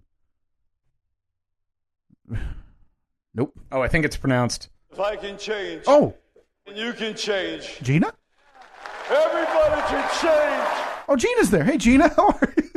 All right, so let's see if we can get Gina on. Yeah. What? As always. As it rings, Steve. No. Percent chance of success, what do you have? 18. 18? I don't like that stutter ring. Okay. Yeah, give me that full ring. That's right. Hello? Hi, is this Gina? This is. Hi, Gina. It's the Steve and Kyle podcast. How are you? I'm great. How are you guys? We're doing very well. We just read your review. It was very nice. Yeah, I mean, outside of you telling me I'm a horrible person, that was a very genuine and heartfelt review. Thank you. Yeah, I remember it's something to do with a horse, but it's been so long. I'm not going to get into this with you right now, Gina. Just know they're unnatural beasts, not meant for this planet. And I'm not the only one who thinks so. You might be, though. So, Gina, obviously the important question right off the bat, you live in Michigan. I need to know right away. Hashtag covered bridge, hashtag suspension bridge. Where do you stand? I'm a big fan of Fallsburg Park with their covered bridge, so All right, Boom. I am... Steve, take it away. I'm going to go full laundry. Mark one down for Steve. Team covered bridge. Gina, welcome to the team, the winning team, the only obvious choice. Yep. Yeah. Absolutely. You know what fire won't burn down? A suspension bridge. Hope everybody can get their milk once a local barn fire knocks it down. Has there been a big scourge of burning covered bridges? Fires lately? happen, Steve, and covered bridges are lumber. So earthquakes happen too. That knocks down a suspension bridge. The mighty Mac has not been knocked down. I'm sorry, Gina. This is your time. I apologize for ramping this up again. One thing we like to ask is when do you listen to the podcast? Is this something that, puts you to sleep? Is this something that quiets your children? No, I really enjoy listening to the podcast. I look for it on Tuesday mornings. That's when I'm right away on it, I like that it's an earlier upload time now. Yeah, really we bumped it back to 7 o'clock. All right. Yeah, that's good stuff. I'm waiting. Usually there's a butt there. Yeah, usually there's some kind of backwards compliment, insult. So if you want to insult us, now's the time because we're expecting it. Now would be the time. Okay. And he called me horrible, so Steve could use one. Yeah. Or Kyle just could get a second one. I don't have criticism for you guys. I think you're doing a nice job. Wow. I'm a genuinely nice person. I'll take nice. Now, Gina, you have a shirt, correct? Didn't you buy a shirt from us? I did. I have one. Now, how does it fit? You've taken it to any fancy place? You gotten any looks or side eyes about this shirt? Do you go out? Do you go out to dinner in it and explain it to people? Your finest Italian restaurant. You're getting the maitre d' and the wine sommelier asking you where'd you get that fine shirt. Where indeed did I get that fine shirt?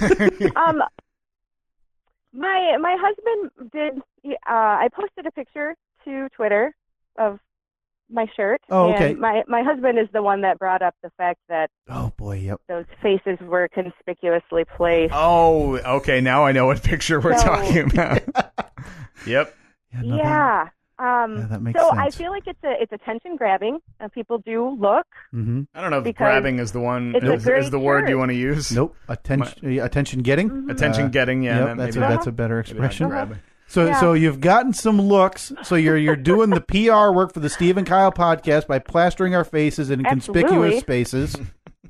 Oh, I like that. Oh my God! Button, that's our new slogan: plaster our faces in conspicuous spaces. All right. I love it. I love it. That's perfect. All right. To close out the 2 minutes of awkward conversation, Gina, which one of us do you like more? Well, I think that's a pretty lock. I mean, I followed Kyle here from Riding the Pine and a little off topic. You were the one? I saw those download numbers.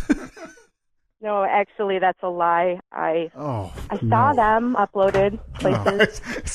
So you acknowledged that there was an episode, but didn't go as far as to download and listen. I was there for Lurch. Okay, I was there for Lurch. So you were the dulcet tones of Steve are what brought you into the Steve and Kyle podcast. If this were just the Kyle podcast, this would have been another sit in the download folder, right?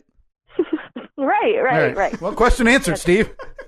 Basically. Well, I see no reason that this phone call has to go anymore because I feel great. Yeah, and you feel like crap. Right. Yeah.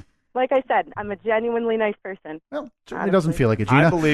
I believe you, Gina. Gina, I have heard truer statements. Well, thank you for wearing the shirt, and thank you for spreading the word. That is all we can ask of you. Hope you enjoy it. And if it falls apart, we'll give you the address to send a complaint to. Right. It's not us. Send my shirt back. Yeah, because it's not us. All right, Gina, thanks. Well, thanks for the call. Have a good day. Bye. Well, there you go. That one hurt. I don't know. It felt pretty good. Gotta go block someone on Twitter quick. That's not fair. Well, if one good thing she seems really nice, and I'm sure somewhere deep down she is. So our new viral marketing campaign is plaster our faces in conspicuous spaces. I like that. That's a really good idea. Yeah. So do that. Hashtag plaster our faces in conspicuous spaces. Or conspicuous places. I just want to tweet mean things at her right now. I don't think you should do that. That one hurts. You all right? It's like back-to-back weeks. That review last week where we came to a consensus. I forget what they said. That because the first one said they hated you, but the other guy was okay.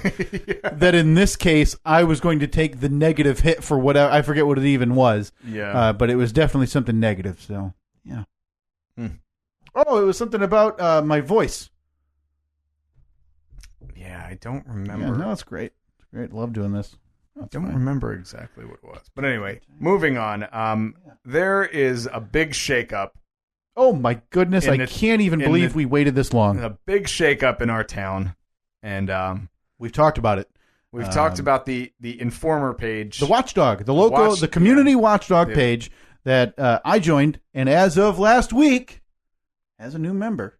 Oh, I've been in there, I think, 2 weeks Has now. it been 2 weeks? It's been 2 weeks. Oh, my gosh. Oh, You've been holding back all the hot intel. Well, I know that it's been 2 weeks because I know approximately the time that the new restaurant in town opened and everybody lost their mind. Talk of the village, if you will. Now, this is, we live in an area that is predominantly, I would say, very conservative, very religious, very white. Yeah, absolutely. This town. So, when even just a little bit of like ethnicity moves in, well, everybody here is curious. So, the big hubbub was when a new Mexican food place moved into town, and they opened probably 2-3 weeks ago. Yeah, and so for months and months and months, it was a former the location is an old Burger King. So we'd be driving by. Oh, look, that looks like they're opening soon. Oh boy, it's been weird. It's weird. It's been a long, long time. And then Annette and I just assumed that they ran out of money, ran out of funding. Yeah, almost which got the place can happen. open. You spend too much when you don't expect it. Don't even get the doors open. Right. So then I drove by one day and I saw a massive line out the door, parking lot completely full. It was Labor Day, right? I think so. Yeah. So I got back to the house and I told Annette, I said, hey, that place opened. And it looks like they're doing well because the line is out the door. Mm-hmm. So we had been talking about, when it eventually opens, we should, maybe we'll try it out. Well, it opened and the informer page, the watchdogs went nuts. It was like there's a lot of posts on this page in a given day, but and it ranges. And I know we've dogged it but for the purpose of the page, I understand. Yeah. But what it is awful. Because it is it's a local-based page, so you would think that the posts would be about, like, hey, does anyone recommend a good dentist in town? I just moved here. Mm-hmm. That I think is relevant. But like the one we talked about a couple weeks ago when it was, how do I remove a splinter from my son's foot? Yeah. Like, it's not Google. Right. It's not a doctor. It's just, Right. Keep it to local issues. Yeah, and mine, which was, there was a truck that stopped in front of my house. Yeah. Okay. And then, so last week, the big brouhaha was over the fact that a local road that's been shut for a couple months because they were repaving it. It's been a huge news story here. The road is called M6. So it's been shut for 3 months probably. Yeah. And they finally opened the eastbound lanes again. So someone posted, I just drove on M6, question or exclamation mark. Which again, I couldn't believe. It was, so there were all these comments. Me too. I saw it on the news that it was open. I'm going to drive on it tomorrow. Can't wait. So I finally made my first post in the Informer group. I wanted to be a little subtle off the bat. So I said, M6, more like M sucks. Followed by no less than 15 LOL. JK. Right. Well, you're going to have to step up your game though, because you were behind me in that comment. I'll have you know. Did you say the same thing? No, not the same thing. But in that thread, I had beaten you, and I had to ask her if she was okay, because obviously this news had stunned this woman. Yeah. Well, I don't want to see. I want to slowly build. Yeah. Slowly build. So yeah. I gain their trust. Yeah. Well, before stab them in the eye. Well, before you, the road. The news before that, like you mentioned with the restaurant. Big news. The thing went bonkers when it opened, and it was the same. So every single person in this town was posting a picture of their plate of food and saying, oh my God, so amazing. We waited 15 minutes, but it's so good. And then every single post, too, everyone was, oh, the best food I've ever had. Or, they're growing pains, but boy, was it delicious. Yeah. And when one man... I don't even know who it was. The name is obviously not even a point of the story. Made an effort to simply say, yeah, my experience there wasn't great. Yeah. There took forever to get my food, and when I got it, It wasn't great. Yeah, and he said it was cold and it took too long to get the bill. A lot of they're valid concerns. Yeah. And again, it's a very subjective opinion, right? Of if you like this food or if you don't like this food. This shouldn't be this divisive to create more than 300 comments, arguments, name calling about this person not enjoying the new restaurant in town. Think of that for a minute. One person, like, it'd be like if Yelp had on your review had they do have comments, right? But it's like if you left a Yelp review and the restaurant doesn't chime in, but 80 people who like that restaurant all call you an idiot. That's what happened to this person. Yeah. And I got to tell you, we went there like the Sunday after they opened, because if you go anywhere on a Sunday in this town, one, you're a heathen. Yeah. And two... Oh, I can only imagine what my new neighbors think of me. I moved on a Sunday. You're one step away from mowing the lawn. Watch it. I wanted to. I'll fire up the mower. I'll make a post. And just cut a big middle finger in my front yard. I will make a post on the Watchdog page saying, hey, you should. I got some new jerk next to me. Won't stop mowing on a Sunday. So... this guy, like I said, it incites this massive, massive debate. And again, it's the equivalent of if 80 people called you a dummy for not liking food. Yep. So Katie and I went, not great. Didn't like it. And to be fair, Katie, I think she enjoyed hers. I'm a somewhat picky eater. I ended up getting the enchiladas because of the description. So when I read the description, I order the enchiladas. They arrive at the table, and I take a bite into the enchilada with the world's largest onions and green peppers in there I've ever seen, which I don't like them. I was a bit disappointed because I knew I wasn't going to enjoy it. Yeah. But a lot of people seem to enjoy it. But boy, the Führer, the Fury, not the Führer. Well, the Führer of the Watchdog group shut it down because there was some announcement made. No more posts about the restaurant. You want to talk about it? Go to their page. We got to stop it. So, but that is the same person who made that post, Steve. And I think the restaurant fervor is what pushed this person over the edge. Oh, poor Sally. Was that the name? I don't know. She couldn't do it anymore, though. So late last night, I'm laying in bed right before I go to sleep, and I haven't unfollowed it. So it still pops into my face. I can't unfollow it. I would stay joined to it anyway, but I could easily click unfollow or whatever so it doesn't pop up in my news feed. But I enjoy that because it makes me laugh. So occasionally, like, I'll have 2 posts from people I know or a page I follow, and then like 4 posts from the Watchdogs. Yeah. So last night there was this, and I knew it was coming immediately when I read the first sentence is, I love this community. It's like, oh no, here we go. And sure enough, this administrator of this page said they couldn't do it anymore because of attacks they've had via personal message and not verbatim, but to paraphrase, they're taking it out on their kids.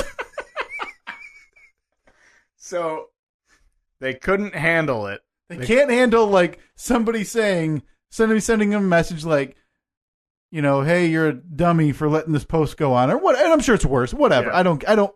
I'm obviously we weren't there, but this happens, and this administrator goes over the top and beats her kids because of it. I'm yelling at my children. I'm threatening to leave my husband.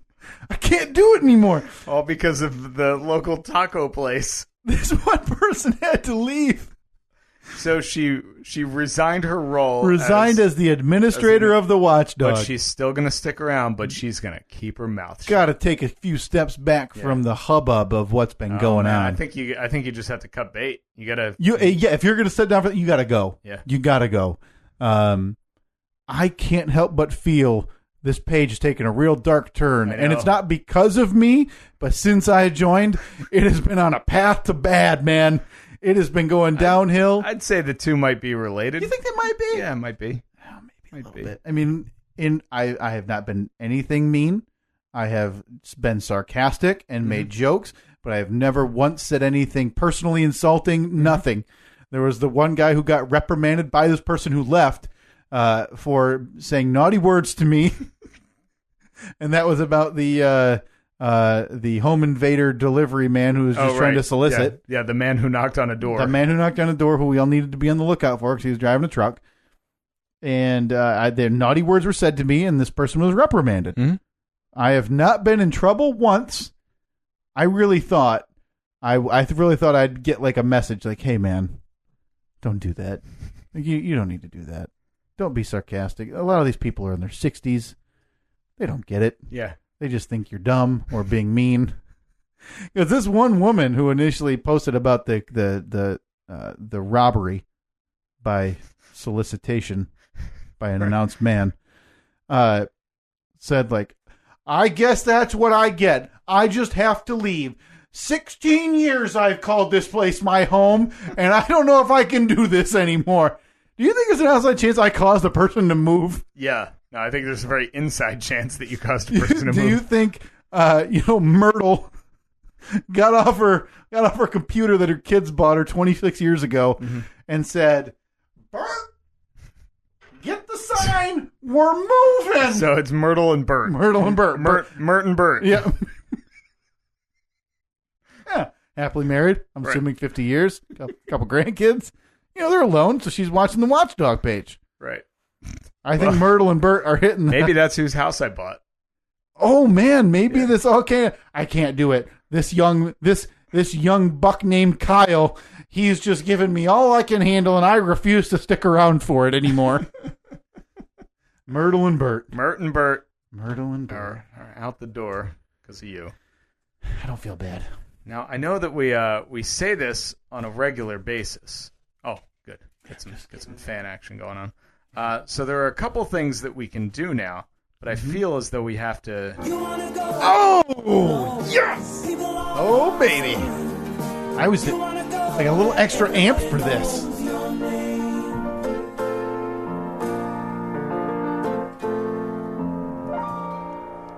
Trivia. It's the worst effort. Could just redo it. No. No need to now. I did write down, and I figure get to it quickly. I kind of feel like I might be somewhat responsible. Bad track record for me now the last few months, Steve. Yeah, not good. I binge watched 11 seasons of Cheers, 270 episodes.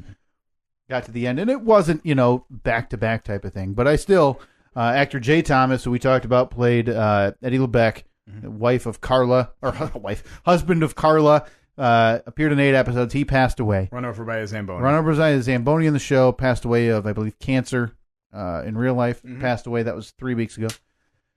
Binge watched 84 episodes of The Sopranos, Steve. And now you had we had discussed different story arcs from that TV show. The first season. Yeah, I was going to save it. I didn't know if we wanted to get into it because I have a lot of issues with The Sopranos on my first ever rewatch in full of this show. In hindsight, I don't know how that show got picked up after that first season. Yeah. With the girls' soccer match episode. It was one of the worst episodes of TV I've ever seen. David Chase needs to call into this podcast. We need to talk to him, right? I don't even ask him about the ending. Yeah, I don't even care. It's fine. Yeah, I don't. You don't want to talk about it? It's all there. Whatever you want to say, that's fine. I want to ask you, what spurred you to have the mafia in New Jersey decide they need to intervene because a high school girls soccer coach wanted to take a better job? Yeah. So you tell him no, but in the process of finding out or telling him no, he can't leave, you find out he's having sex with one of the players, and all the players know, no parents know, and she's traumatized, and now this man's leaving. That's absolutely unbelievable. Yeah, that was a plot. And I believe I texted you. I'd have to dig for it, what the B storyline during that show was. But it was, I remember Uncle Junior, the acting crime boss, had an affinity. I'm trying to figure out the way it was talked about in the show because it was like beat around the bush. We're not going to say it directly. But enjoyed giving favors to women. Yes. And that was a big, like... Oh, that's a big no-no in the Mafia. That was the big apparently. B storyline of that. So the A storyline was soccer coach leaving, but wait, no, he has to leave because he's raping a student. Mm-hmm. The B storyline is a man in his 70s acting crime boss about to go to jail, enjoys oral favors for women. Mm-hmm. Yeah. Yeah, I want to watch it again, but I want to skip to season 2. That was season 1. You're right. There was, again, I think I want to talk next week. I want to talk. So if this doesn't interest you, give it a try, please. Mm-hmm. I want to talk about The Sopranos, not in depth, but boy, do I have some issues. Maybe I'll start watching it this week. Okay. I'll knock out season 1 this week. It took me, I started probably 2 weeks before I went back to work, so middle of July till now. We finished yesterday, Steve. We did exactly what we talked about. We'll get into it next week. So if you're not familiar with Sopranos, the ending, I would argue, is probably the most controversial ending in television history. Yeah, the episode's called Made in America. Made in America. It's the 6th season series finale, episode 84. Big hubbub about it everywhere. Yeah. And this was before Twitter, so otherwise it would have just exploded, right? So what we were going to do is my wife, who had never seen the show, and I, who had seen it, not in full, but I was familiar with the whole show, and I had seen the finale. We wanted my wife, Katie, to watch the end with me. So she watched the last 10 to 15 minutes, and I simply turned to her, and I said, what do you think happened? Oh, I can't wait to hear what she So thinks. we'll get into that next week. So, yeah, but before we get into Cheers Trivia, I've now watched 84 hours of The Sopranos, 270 episodes of Cheers. Jay Thomas dies right after I finish Cheers. Mm-hmm. Frank Vincent, massive character in the last 2.5 years in The Sopranos, played a mobster out of New York named Frank Leotardo. Phil Leotardo, I'm sorry. Was in. I did the same thing last week on the radio show. Was in the Goodfellas, I believe. Was known for his mob acting roles in the past. He passed away, I think, last week. Yeah, at age 80. So I can be humbled knowing that they didn't die young. But boy, you have power now. The 2 shows I've binge watched in the last year, a main actor or an actor from it has passed away. Yeah, I'm kind of terrified. You have the power. I need help deciding what show I need to binge watch next. I really do. Because if you have any options for what I could watch or listen to going forward, that maybe my power could be put to use. Yeah. And don't say Celebrity Apprentice. It's obvious. I don't know. Because it would probably be one of the Baldwins who was on in like season 7. Yeah, like Daryl Baldwin. Yeah, there's a Daryl Baldwin. There's a 6th or whatever. Yeah, he's dead. I've been thinking about Boardwalk Empire. I never watched it. I never watched it either. I watched half of the pilot and it just didn't stick with me. But I heard it's fantastic. But I feel like I'm going to compare it to The Sopranos. Just a different era mobster type of thing. But yeah, I'm looking for recommendations on what I should binge watch next. But take into account, somebody from that program someone's going to die. Probably will die by the time I finish that show. All right, back to the original point. Yeah, sorry. Cheers trivia.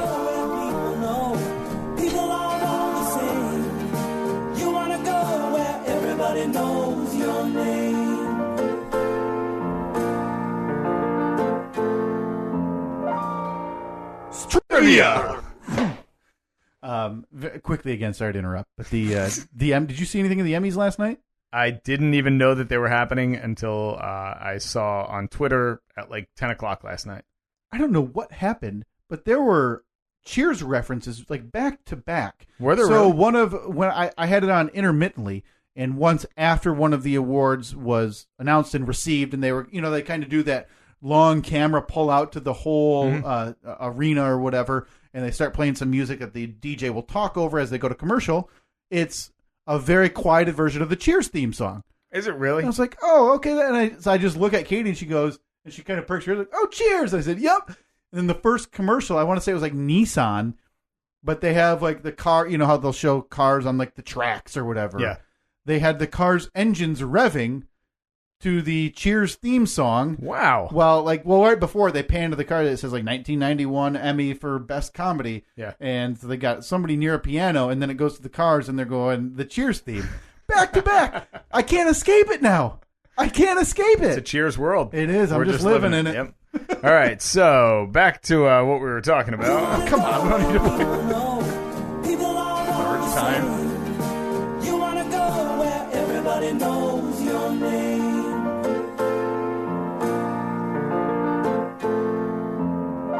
All right, please give me your trivia.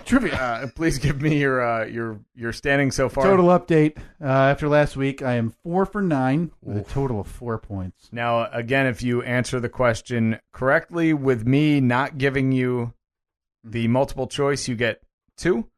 2 or 3. I don't care. It might have been 3. It hasn't happened yet, so hasn't we can make yet. the rules Okay, as we go. We'll make it 3. Okay. If you answer it correctly with me giving you the options, you only get 1. Correct. 3 questions. Would you like the purple question, the green question, or the red question? Green. Okay. Who said, I think this is our first who said question. Who said, I never thought you were cold. I always meant to tell you that, but I didn't think I could approach you.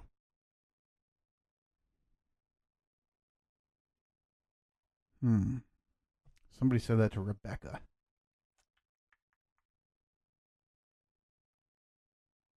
I'm going to go without the options. Ooh. And I'm going to say Dr. Fraser Crane. You say Dr. Fraser Crane. Dr. Fraser said that to Rebecca. That's now, my guess. the answer has 2 people in it. I'm not going to make you give. I'm not going to make you give both of them. Okay. It says blank said it to blank. Okay. You just have to tell me who said it. You said that I Dr. think it's Fraser Dr. Fraser Crane said it to Rebecca. Come on. You were half right. It was Fraser. No, it was somebody to Rebecca. Yeah. Who was it?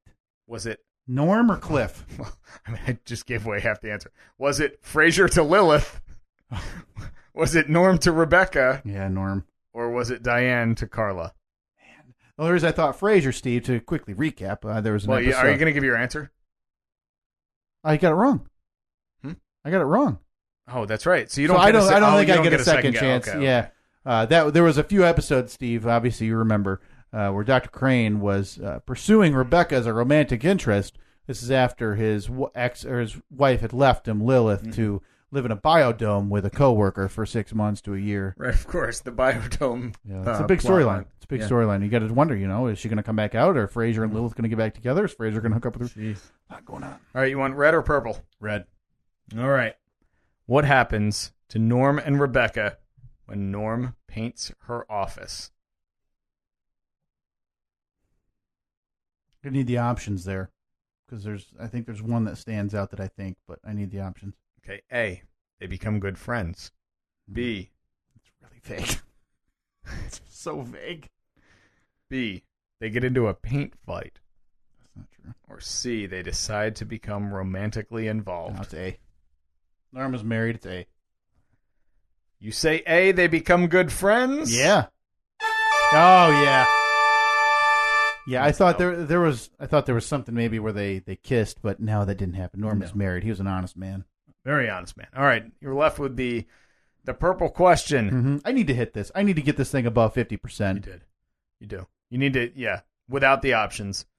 Who said, I love my neighborhood?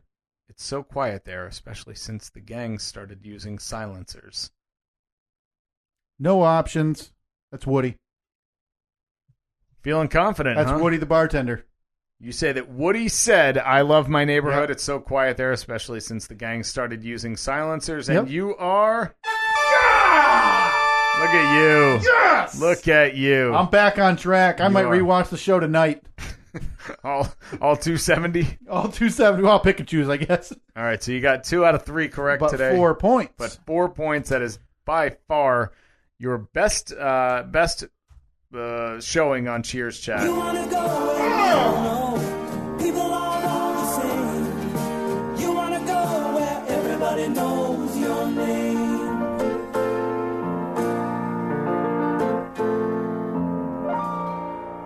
Trivia. Maybe we have to replicate the hand slap at the end too. Yeah. So that puts me at a total of 6 of 12 on questions, Steve. Batting 500 with 8 points. Not bad. Not bad. Time to get that thing on the right side of the numbers. I'll see if I can find some Sopranos trivia for you. for next I'm week. telling you, We Sopranos. got to come up with a new theme song, though. Yeah, a Sopranos chat next week. All right. On the count of 3, we both say trivia and make a slap noise, and then you have to Dub it over the. I can do that. Yeah, I can find a spot of the Sopranos. Okay. 3, 2. Trivia. Yeah, that's good. Let me write down when that was. Sopranos chat starts next week. Yeah. Get in line or leave the podcast. I don't really care. That's right. You know what we're going to do right now? We're actually going to go right into... Yeah, it's tough. Fast 5, 1, 2, 3, 4, 5, 5, 4, 3, 2, 1. We are serious about a brisk 90. It is hot. It is really hot. And Sorry? running the dryer about 8 feet from us didn't help the situation Did at all. not assist, did it? Not at all. That did not assist. Okay, I'll lead off this week, Steve. Yeah, if do you it. don't mind. Number 1, Jameel Hill. Jamel? Jameel? I think I always read it as Jamel. I don't really know much about it. I know that I've seen his name, her name. I know I've seen her name a lot, but I didn't recognize it, so I never stopped to read anything about it. DACA. Well, I feel bad. Yeah. It's a shame. They're dreamers. Let them stay. Exactly. Chainsaw Nun. She really brought the city together, didn't she? Right. That's a great story. Ivanka Trump. Yeah, I don't know. I haven't watched any news in the last 4 days. Oh, wow. I've been packing Out boxes. of the loop, huh? Yeah. Lastly, probably most important to you, Steve, the iPhone X. Unnecessary. What do you mean? Glass body. I mean, Face ID. very practical, right? All very practical. The one thing that I use like, every day, nonstop, and it's made out of glass. Unreal, right? Yeah. So why don't you just make it out of lava so it's completely unusable? In the news, $999 price point. Was that accurate? Yeah. Which I don't. Honestly, I think that the price is the least surprising thing of it. Like that. Is that it though? Like now, does the Galaxy come out with a 9 next year and they say $1,000? I think so. I mean, That's silly. Since companies stopped subsidizing the cost of the phone, like the phones have always been $700, right? But it's sign a contract, get it for $1. Yeah, they subsidize it. $30 a year payment every month goes to that phone. Well, they don't. It's not really how they do it anymore. Now it's like you buy the phone outright. You don't have the contract, so you're still paying the same amount. Right, but you're not locked in. So I could decide tomorrow I'm going to pay off the rest of my phone, leave this company, go somewhere else. Yeah. But yeah, $999. That's a big number though, because the phone hasn't gotten. Cell phones in general, I mean, have not gotten 30% better in a year, right? Because that was the last price point was what, $700, $650, $729. Yeah, I think so. So they're going to charge 30% more for a more fragile phone. For a more fragile phone that you can look at and it unlocks. Oh, no, thank you. Which, to me, honestly, it seems less secure. Yeah, because I don't like because that. I mean, a lot of the hubbub lately has been, you've seen a bunch of cases where police want to get access to somebody's phone without obtaining a warrant, and the companies aren't letting them do it. You know, Apple's not saying, no, there's not a back door to our phones. You can't do that. It's unconstitutional. Well, now if somebody wants to get access to your phone, if they have your phone, they just hold it up in front of you and the thing's going to unlock. Well, that too. And could I print a picture of you? No, I think it actually, because I saw a short clip and they talked about how it works, and it uses a bunch of different sensors, like proximity sensors and like facial mapping, so it actually sees the shape of your face, not just the look of your face. What you screwed up on here is the idea that I'm not going to paper mache that photo. Well, I mean, if you paper mache it, you're getting into any phone you want to get into. You're darn right. Darn right. You just got to have a really good paper mache printer. I did it in 7th grade art. I'm pretty sure I could paper mache your face onto a nice bust and make it happen. Let's do it. So you're not getting in line. You're not pre-ordering. No. I've never gotten the new the newest new phone. No, gotcha. I'm always like the off year when it's the one. It's like it'll be good next year. Yeah. But here's our are offering for now. Where Right. It's just it has that 1 gig more of space. It's like, you're not changing anything. Stop charging me so much more. Ivanka Trump, in the news last week, headline of an article read, like, quote, "I can't be expected to change my dad's mind." And the big saying there, or outpouring, was, well, you have a government salary saying that's your job to do that. Yeah, I mean, you are getting paid, so... That's outside of the weird clip of her the week before, I want to say, where Donald Trump was in North Dakota and was on stage, and Ivanka wanted to come. She came to me, she said, "Daddy, I want to go too." That's a 30-something-year-old woman with children, and his claim is that she calls him daddy. That's uncomfortable. Very uncomfortable. I mean, and honestly, that's among the least uncomfortable things he said about her, right? Yeah, exactly. He's famous for saying that if she wasn't his daughter, he would date her. Yeah. Is there any doubt he's thought about having sex with his daughter? In my mind, no doubt. None. Chainsaw Nun. Yeah. Was that after Irma or Irma. Harvey? That was in Irma. That was she Irma. Was a nun, I'm assuming somewhere in Florida. Yeah. And such a cool video. Picked up, trees were down everywhere, and Chainsaw Nun picked up Sister Mary, whatever, Magdalene or whatever. Probably not that. Boy, I feel like you wouldn't be accepted into the covenant. covenant. I feel like that name is probably reserved for... I feel like you wouldn't be accepted. That's the convent, right? Is that what it's called? Yeah. I feel like you wouldn't be accepted into the convent. You're like, "Hi, I'm Mary Magdalene. I'd like to be a nun." Yeah. Ooh, can you change your name? Yeah, you might want to switch that around. How's Mary Catherine sound? So, yeah, the trees were down everywhere. Chainsaw Nun picked up a chainsaw and started doing her part. Full gear, head to toe, out there in the middle of a road or whatever, just ripping through some tree branches. How Such awesome a is cool that? video. Yeah. Also, the greatest idea for a movie ever. Chainsaw Nun? Yeah. Oh, yeah. That's a horror movie. It's a good name. Isn't it? Start with the name, work backwards. But it feels like maybe you and I are both out of the loop here. I put it on there to hope you knew more. DACA. Was there a deal made? Is that thing saved now? If it was, I don't know. Okay. So I thought that DACA, all DACA people, sorry, you're out of here. Yeah. I thought there was something because Trump was in the news last week. There was a big hubbub that he had done a deal with the Democrats that nobody expected, and I thought that was a deal that somewhat saved DACA. Maybe. I also saw an article last night saying that we weren't going to leave the Paris Climate Agreement after all. Right. This whole thing, it feels like everything's in flux. But then I saw the statement from the who is what's her name? Huckabee. Sarah Sanders Huckabee. Yeah, is she the new press Huckabee secretary? Sanders. Is she the new Spicer? Yes, she's the new Sean Spicy. Well, she replied saying, "No, there's absolutely no truth to this. We are leaving unless the deal is more pro-American." Well, where do these rumors start then? Yeah, I bet we end up staying in because there's a big world leader conference. I don't know if it's the UN this week, but a lot of huge issues on tap, I guess, and one of them being that climate deal. Mm-hmm. And I'd read the same thing. But yeah, there was a deal struck last week, tentative deal with President Trump over a program to extend legal protections to young undocumented immigrants. There's a protest at one of Nancy Pelosi's recent gatherings. As she left, she told reporters protesters don't want the DREAM Act. Pelosi was recently announced plans to halt DACA. He's since held meetings with Pelosi and Senate Democratic leader Chuck Schumer to discuss renewing it and increasing border security, which says, and so the Democrats say a deal has been reached, but the White House denied it. Because a lot of the talk coming in was that him saying this was essentially a chip to bargain for the wall.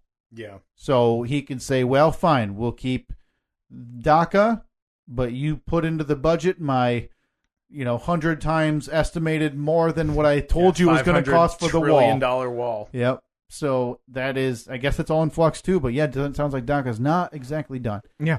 Before that, Miss Hill from ESPN in the news this past week said or tweeted that Trump is a white supremacist. Oh, wow. That probably didn't go over well. Caught the eye of the White House, who said she needs to be fired.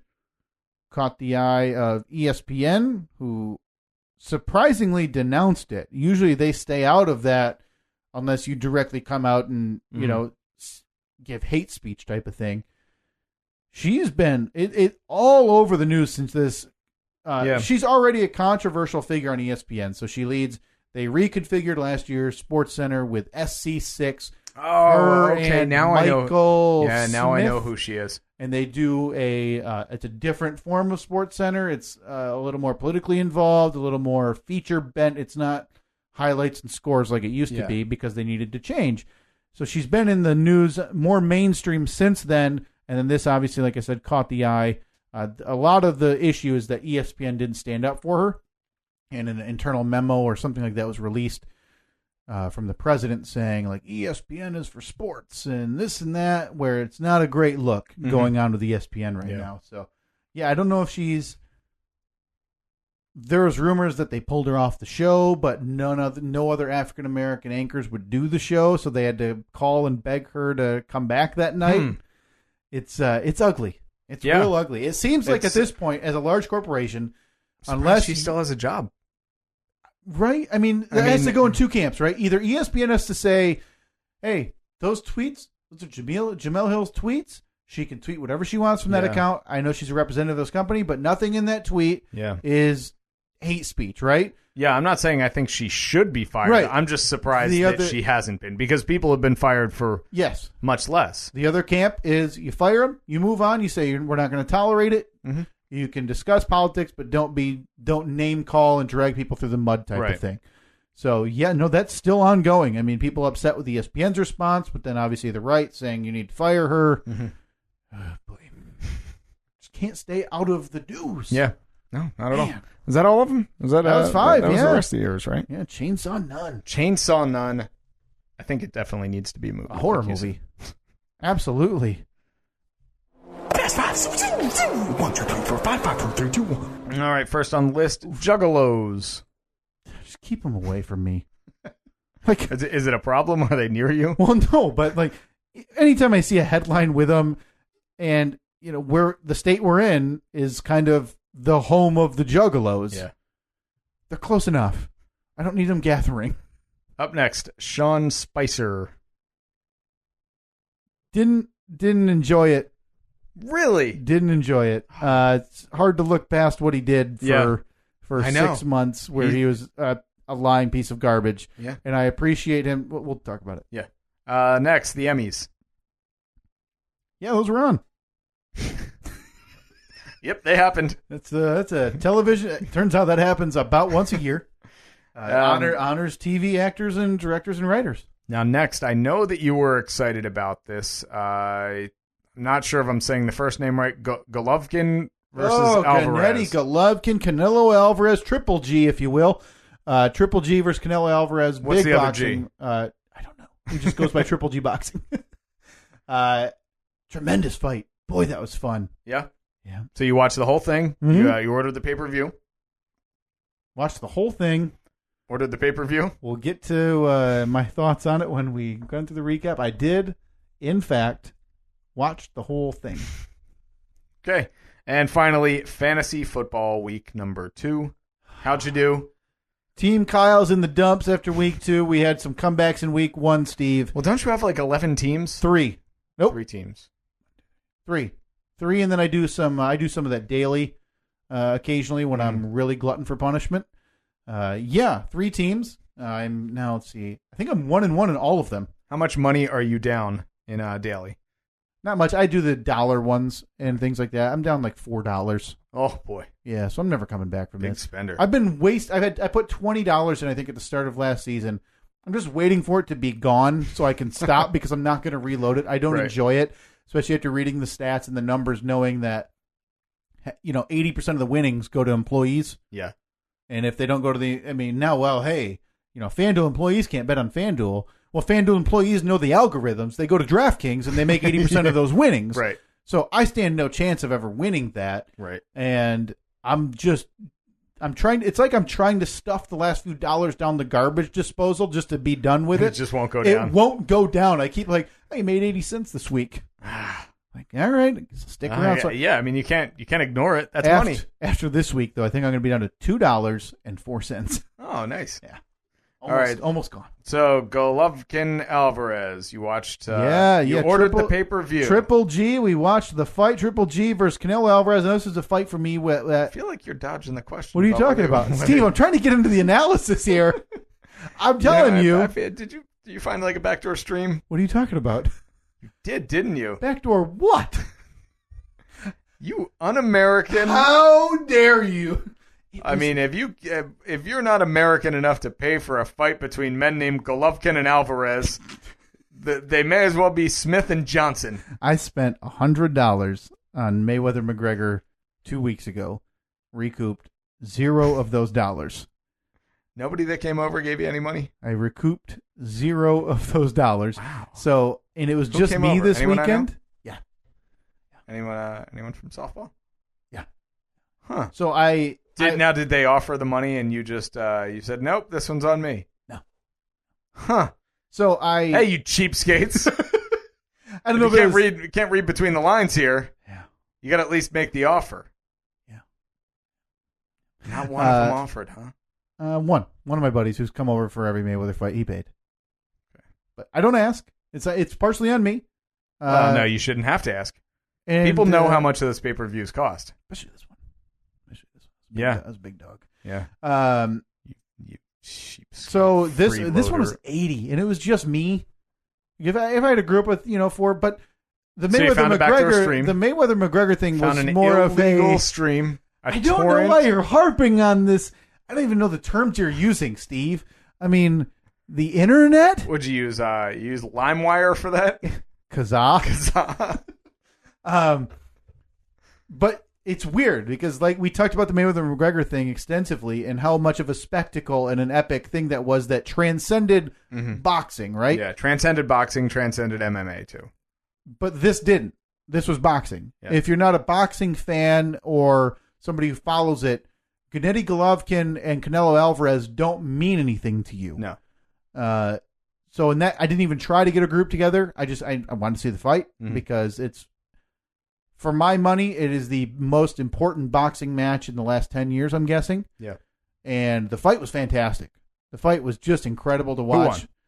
Nobody. Nobody won. It was a draw. And that happens in boxing? And one of the most controversial decisions ever. So the internet, a lot of fans will tell you Gennady Golovkin won because Gennady Golovkin consistently pursued, pushed Canelo Alvarez into the ropes, and he threw more punches. But what happened was Golovkin, towards the later rounds, Alvarez was landing much more pure punches, and consistently he was just on the ropes a lot. So the scorecards went as followed, Steve. Tell me if one of these things is not like the other. Okay. 115, 113, 114, 114, 118, 110. And in boxing, that's a rout. That's a huge. That is a rout. That is 10 rounds to 2. 10 rounds to 2. Wow. And that person scored it 10 rounds to 2 for Alvarez, who the majority of fans and watchers think lost the fight. She had it 10 rounds to 2 for him. The other one had it a draw, 114, 114. The other one had it 115, 113 for Golovkin. Jeez. So it came a technical term, I think, a split decision draw. But yes, it goes as a draw for both guys. That judge has already been on what is now being called an enforced hiatus. Wow. Because she has had a few really questionable scorecards over the years. That's unfortunate. It is. And I was bummed because I get it. Draws can happen. I mean, there's an even number of rounds, and even if there wasn't even a knockdown, scores an extra point, whatever. There's always the option that it could be a draw, but man, you're really hoping a fight this big, you get a conclusive winner. Sure. Nobody wants a tie. So the conspiracy theorists are out in full force, Steve. All they wanted was the sequel fight. Anyway, that's been the end game, even with the first one. Get to the second. More money in the second one. So that's the idea, is that the boxing world was going to make the money maker, who is Canelo Alvarez. No matter what, there was going to be a second fight. So 2018, I'll be there. Maybe, I can't believe it. I can't believe. Oh my God! After watching that Mayweather McGregor, they went 10 rounds, right? Ninth round. Okay. Or no, it was in the 10th. I thought they were in the 10th. It was in the 10th, yeah, because the over-under was 9.5 rounds. I can't imagine watching a fight go the distance and not to have a decision made at the end of it. But you know what was different, though, is this was nice. They had the main event on at 11 p.m. Oh, okay. So they were done by midnight on a Saturday, which, we talked about it. When did they take the ring in Mayweather-McGregor? 12:55, wasn't it? Yeah, I think so. Just stupid. So, and, I mean, seeing as how you stole the there we go. The view of that. We don't need to harp on this weird. I don't even. Again, the lingo you're using, stream, back, like straight, like a creek. I'm going home to play my NES Nintendo. Okay, not your newfangled classic. No, I'm blowing on the cartridge. I do have a serious question though. Mm-hmm. Now, when I was on Twitter during the build up for Mayweather McGregor, I was just looking at like hashtag Mayweather McGregor, whatever the one trending was. May Mac. I kept seeing tweets from, I'm assuming, bots that would say, message me and I'll send you a free link to the stream. Oh. Is there any legitimacy to, is that what you did? No. I have an avenue. Is there any legitimacy to that at all? I don't think so. It's just I'm guessing maybe there is a stream somewhere, but the second you click on that link, the first time it's going to be a straight pop-up. Second time it's going to bring you to a website with overlays of ads that once you click the X is going to bring you to another pop-up. Mm-hmm. So, I mean, before the WWE network, a lot of times I would stream wrestling pay-per-views. Yeah. And it was that way. It was just too difficult. And the quality is always choppy. It's buffering. I mean, it was not great. Or it's like somebody's video camera set up in front of their TV. Right. And I mean, that's the big money now is getting popcorn. Yeah, the big money now is getting Periscope shut down. Because that's the easier way to find it. Yeah. Go on Periscope and you can like search for streams. You type in whatever, Mayweather. Yeah. And somebody's got it with just the screen in view and you can watch it. And that, how much easier is that? Download an app. Yeah. On your phone. You don't have to worry about dealing with pop-ups and whatever on your computer. So, yeah. No, the fight was great. The fight was fantastic. Next time you watch a fight and you don't pay for it, let me know. You want in? I want to report you because that's illegal. Oh, well, I took a turn. All right, see you there. All right. Before that, we had the Emmys. They were indeed on.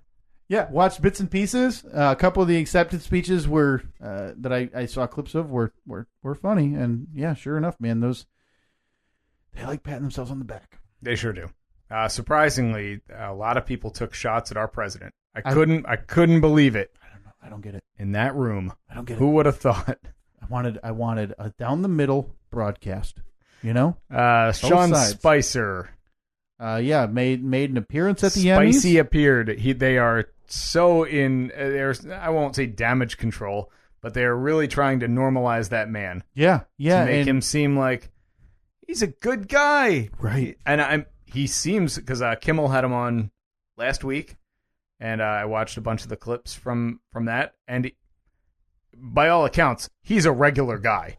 He seems like he's anyone's friend, dad, uncle, just a regular guy. We talked about before, like when he got the job, how people were digging up his old tweets, and they were like, yeah, "Go suck one, Patriots," or what? Like everybody, like a normal guy on Twitter, right, with likes and dislikes. Like how he got the job initially is astonishing. Yeah. I don't understand it. I never will. But yeah, he's on this weird campaign, I guess, to now I think it's to distance himself. I think it. I especially after that clip from last night. Yeah. Okay. He who was the host? It was Colbert. Colbert was hosting, talking about the ratings for this show. Well, I mean, we have no way of knowing what the ratings are, and then Spicer comes out with his podium on wheels, a la Melissa McCarthy, from her interpretation of him Spicer, on SNL. He comes out and he does a reference to when he said that the inauguration of President Trump was watched by more people than any other inauguration period. Yeah. So he says that about the Emmys. Gets a good laugh. Lots of great reaction shots from around the room, including Melissa McCarthy. Very unexpected that he was actually there. Yeah. And McCarthy actually seemed very uncomfortable by the whole thing. Probably. I mean, because you don't expect the person you mocked for months to be in front of your face, right? I don't know. I guess I just always, whenever I saw her impression of him, I mean, it's so exaggerated and so ridiculous that you think like, okay, even if you're the guy that's getting mocked, you can't be mad about that, right? Because it's so ridiculous. Yeah, it's exaggerated for a reason. Yeah. I guess in the back of my mind, I always think like, I don't know, after the episode airs, like she calls him and says like, "Hey, did you see it? Oh, that was great. Keep doing it." And obviously, he took it better the whole time than our president did. Yeah, because every time take it too long. Alec Baldwin would portray Trump would then tweet the next morning about how worthless he is and nobody's watching the show. Well, the show went last night and won like 9 Emmys. I know. And Alec Baldwin won for his portrayal. And Alec Baldwin was funny in the end of his speech said, hey, Trump, you finally got your Emmy. Because he was nominated 6 times for Apprentice and never won. So Baldwin, and you can't expect Baldwin to bite his tongue. No, not at all. And first on the list was Juggalos. Yeah, I saw. I don't know what they're in the news for. I automatically kind of big march on Washington. Oh boy, what are they fighting for? Well, they honestly, they have a pretty good point because a couple of years ago, the FBI released a list of the terror groups. Most notorious terror groups and gang. I think it was gangs. Let me give you my rankings. Mm-hmm. What's MS? What's that one called? MS-13. I think MS-13. Hezbollah. Okay. Juggalos. Right up there, huh? Al Qaeda. So you're sorry. I'm sorry. KKK. Juggalos. Al Qaeda. What about the Bloods and the Crips? Where are they? No, they're come on. This isn't the 90s. Grow up. Are they still around? Are the Bloods and Crips still active? Are they big? Yeah. Bloods, Crips, I think like the Latin Kings. When I used to watch Locked Up before I got afraid, that's what a lot of it was. The Latin Kings, and then MS-13. Yeah. Oh, they're still around. The Bloods and the Crips. You still got to wear blue in certain neighborhoods and red in other neighborhoods. Yep. So if I went to, I wouldn't do it. Compton wearing an orange shirt. Is orange one of the colors? No, it's right in the middle though, right? Yeah, but that could easily be confused as red. So if I wear a yellow shirt, I do I get left alone, or do I? No, or I think Latin Kings. I thought if I wear white, I'm an Aryan Brotherhood. Yeah. What shirt can I wear safely in South Central LA? You just go shirtless. Shirtless. I'll fit in. Yeah. I'll be all right. Yeah. Yeah, but the Juggalos had a march on Washington over the weekend. How many? How many showed up? Well, there was also a march. There was a pro-Trump rally at the same time because the news leading up to it for weeks and weeks and weeks is, oh my God, there's a pro-Trump rally the same weekend that there's the Juggalos are marching on Washington. Right. What happens if they clash? Well, it turned out they didn't. They kept to their own. Each group stayed in the boundaries of where they were told to. But yeah, I think that they have a pretty legitimate point. They were classified as a gang. They were classified Juggalos, who are fans of the band Insane Clown Posse, classified as a gang, a dangerous gang. They're like, well, what the hell, man? Like, yeah, I mean, we're not singing songs about flowers and daffodils and stuff, but like, we're not a hate group. You can't just put that out there. It's not right. Signs such as Juggalo Lives Matter. Another sign, gang labels. How do they work? They don't. That might seem familiar because that's a rip on one of the most famous lyrics ever. What is it? Is it Paper Clips? From the song Miracles about magnets. Magnets. How do they work? Everyday magnets. How do they work? I believe is the line. One parent held a Faygo, not Warren drugs, over his Jugga baby in an American flag dress. So you're not a Juggalo? Is what you're saying? You don't have that Hatchet Man tattoo? FBI released a gang assessment list placing Juggalos alongside Crips, Bloods, MS-13. They first laughed, and obviously things turned sour. Faygo and hugs, not Warren drugs. Poor children got dragged to this thing. No surprise. Okay, I will give you $20 out of my wallet. Put your phone down right now. You can tell me the names of the 2 guys in ICP. I only know one. I only know his name, not the descriptors before it. Something J. Violent J? Violent J. Hang on. You got this. Come on. You get it. Oh, something Rob? Is that what it is? No, not unless Rob is, you meant Shaggy 2 Dope. Oh, Shaggy 2 Dope. I think that's what I think you pronounce it wrong, by the way. Can you say it again? Shaggy 2 Dope. No, it's Shaggy 2 Dope. Shaggy 2 Dope. Yeah. I put the emphasis on the wrong syllable. Yeah, you got, because he's too dope. Yeah, Shaggy 2 Dope. I feel like you're just reading it like a sentence, Steve. That's not the way they intended. Get him on the phone. Get ICP on the phone. Hey, Shag. Hey, Shags. It's me, Jay, Kyle. Jay there? Thumbs up. You guys hang out all the time, right? Yeah, we talk. I'm sending my Fago. That stuff is garbage. It's not great. It is absolute garbage. It is not great, but you would not believe the amount it sells in Eastern Michigan. Oh, so bad. It tastes like terrible cough syrup. Yep. Absolutely terrible cough syrup. Well, we're on that topic, by the way. My throat sure is sore. Robitussin throat tonic. Did you just have some Fago Blue? Did you just have some Fago Apple Candy? If we got the item for you, go to your local pharmacist, local big box grocer, ask for Robitussin throat tonic. It'll make your throat as smooth as a water slide.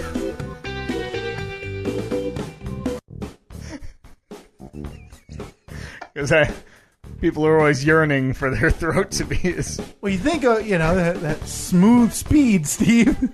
The old throat tonic water slide. Oh, God. This is, once again, just a completely stupid episode. I apologize. The description of this episode is going to be pretty short. Normally, I take notes, so I know what we talk. I didn't type one thing the entire time. But you can download, subscribe, review the show on iTunes, Google Play, TuneIn, Stitcher, and Libsyn, StephenKyle.Libsyn, LIBSYN.com. Find us on Twitter at Stephen Kyle, Facebook.com/Stephen Kyle, and Snapchat username Steve and Kyle Pod. And honestly, the best thing that you can do is share this. If we tweet it out or Facebook message it, hit the share button, share it with people, and hopefully we can get some more people on board. But it's always the goal, right? I mean, just spread the word if you want to share it to your Facebook or Twitter. That's all we ask. I mean, one person latches on and enjoys it. One more than did last week. That's the way it starts. You realize that right now, the end of this episode, we are now one episode less that we're going to be doing in this room. You don't have to break my heart on the way out. For crying out loud. I don't mean to break your heart. Drink. Just trying to be realistic. So, all right. Well, I got to go. I got to go fold some laundry. Yeah, I got Monday Night Football. Go Lions. Oh, yeah. They're playing tonight, aren't they? Yes, sir. I don't even have a TV at the new house yet. Guess I'm not watching it. I'll take this one off the wall. Just transport grab onto it and rip it off. All right. Talk to you next week.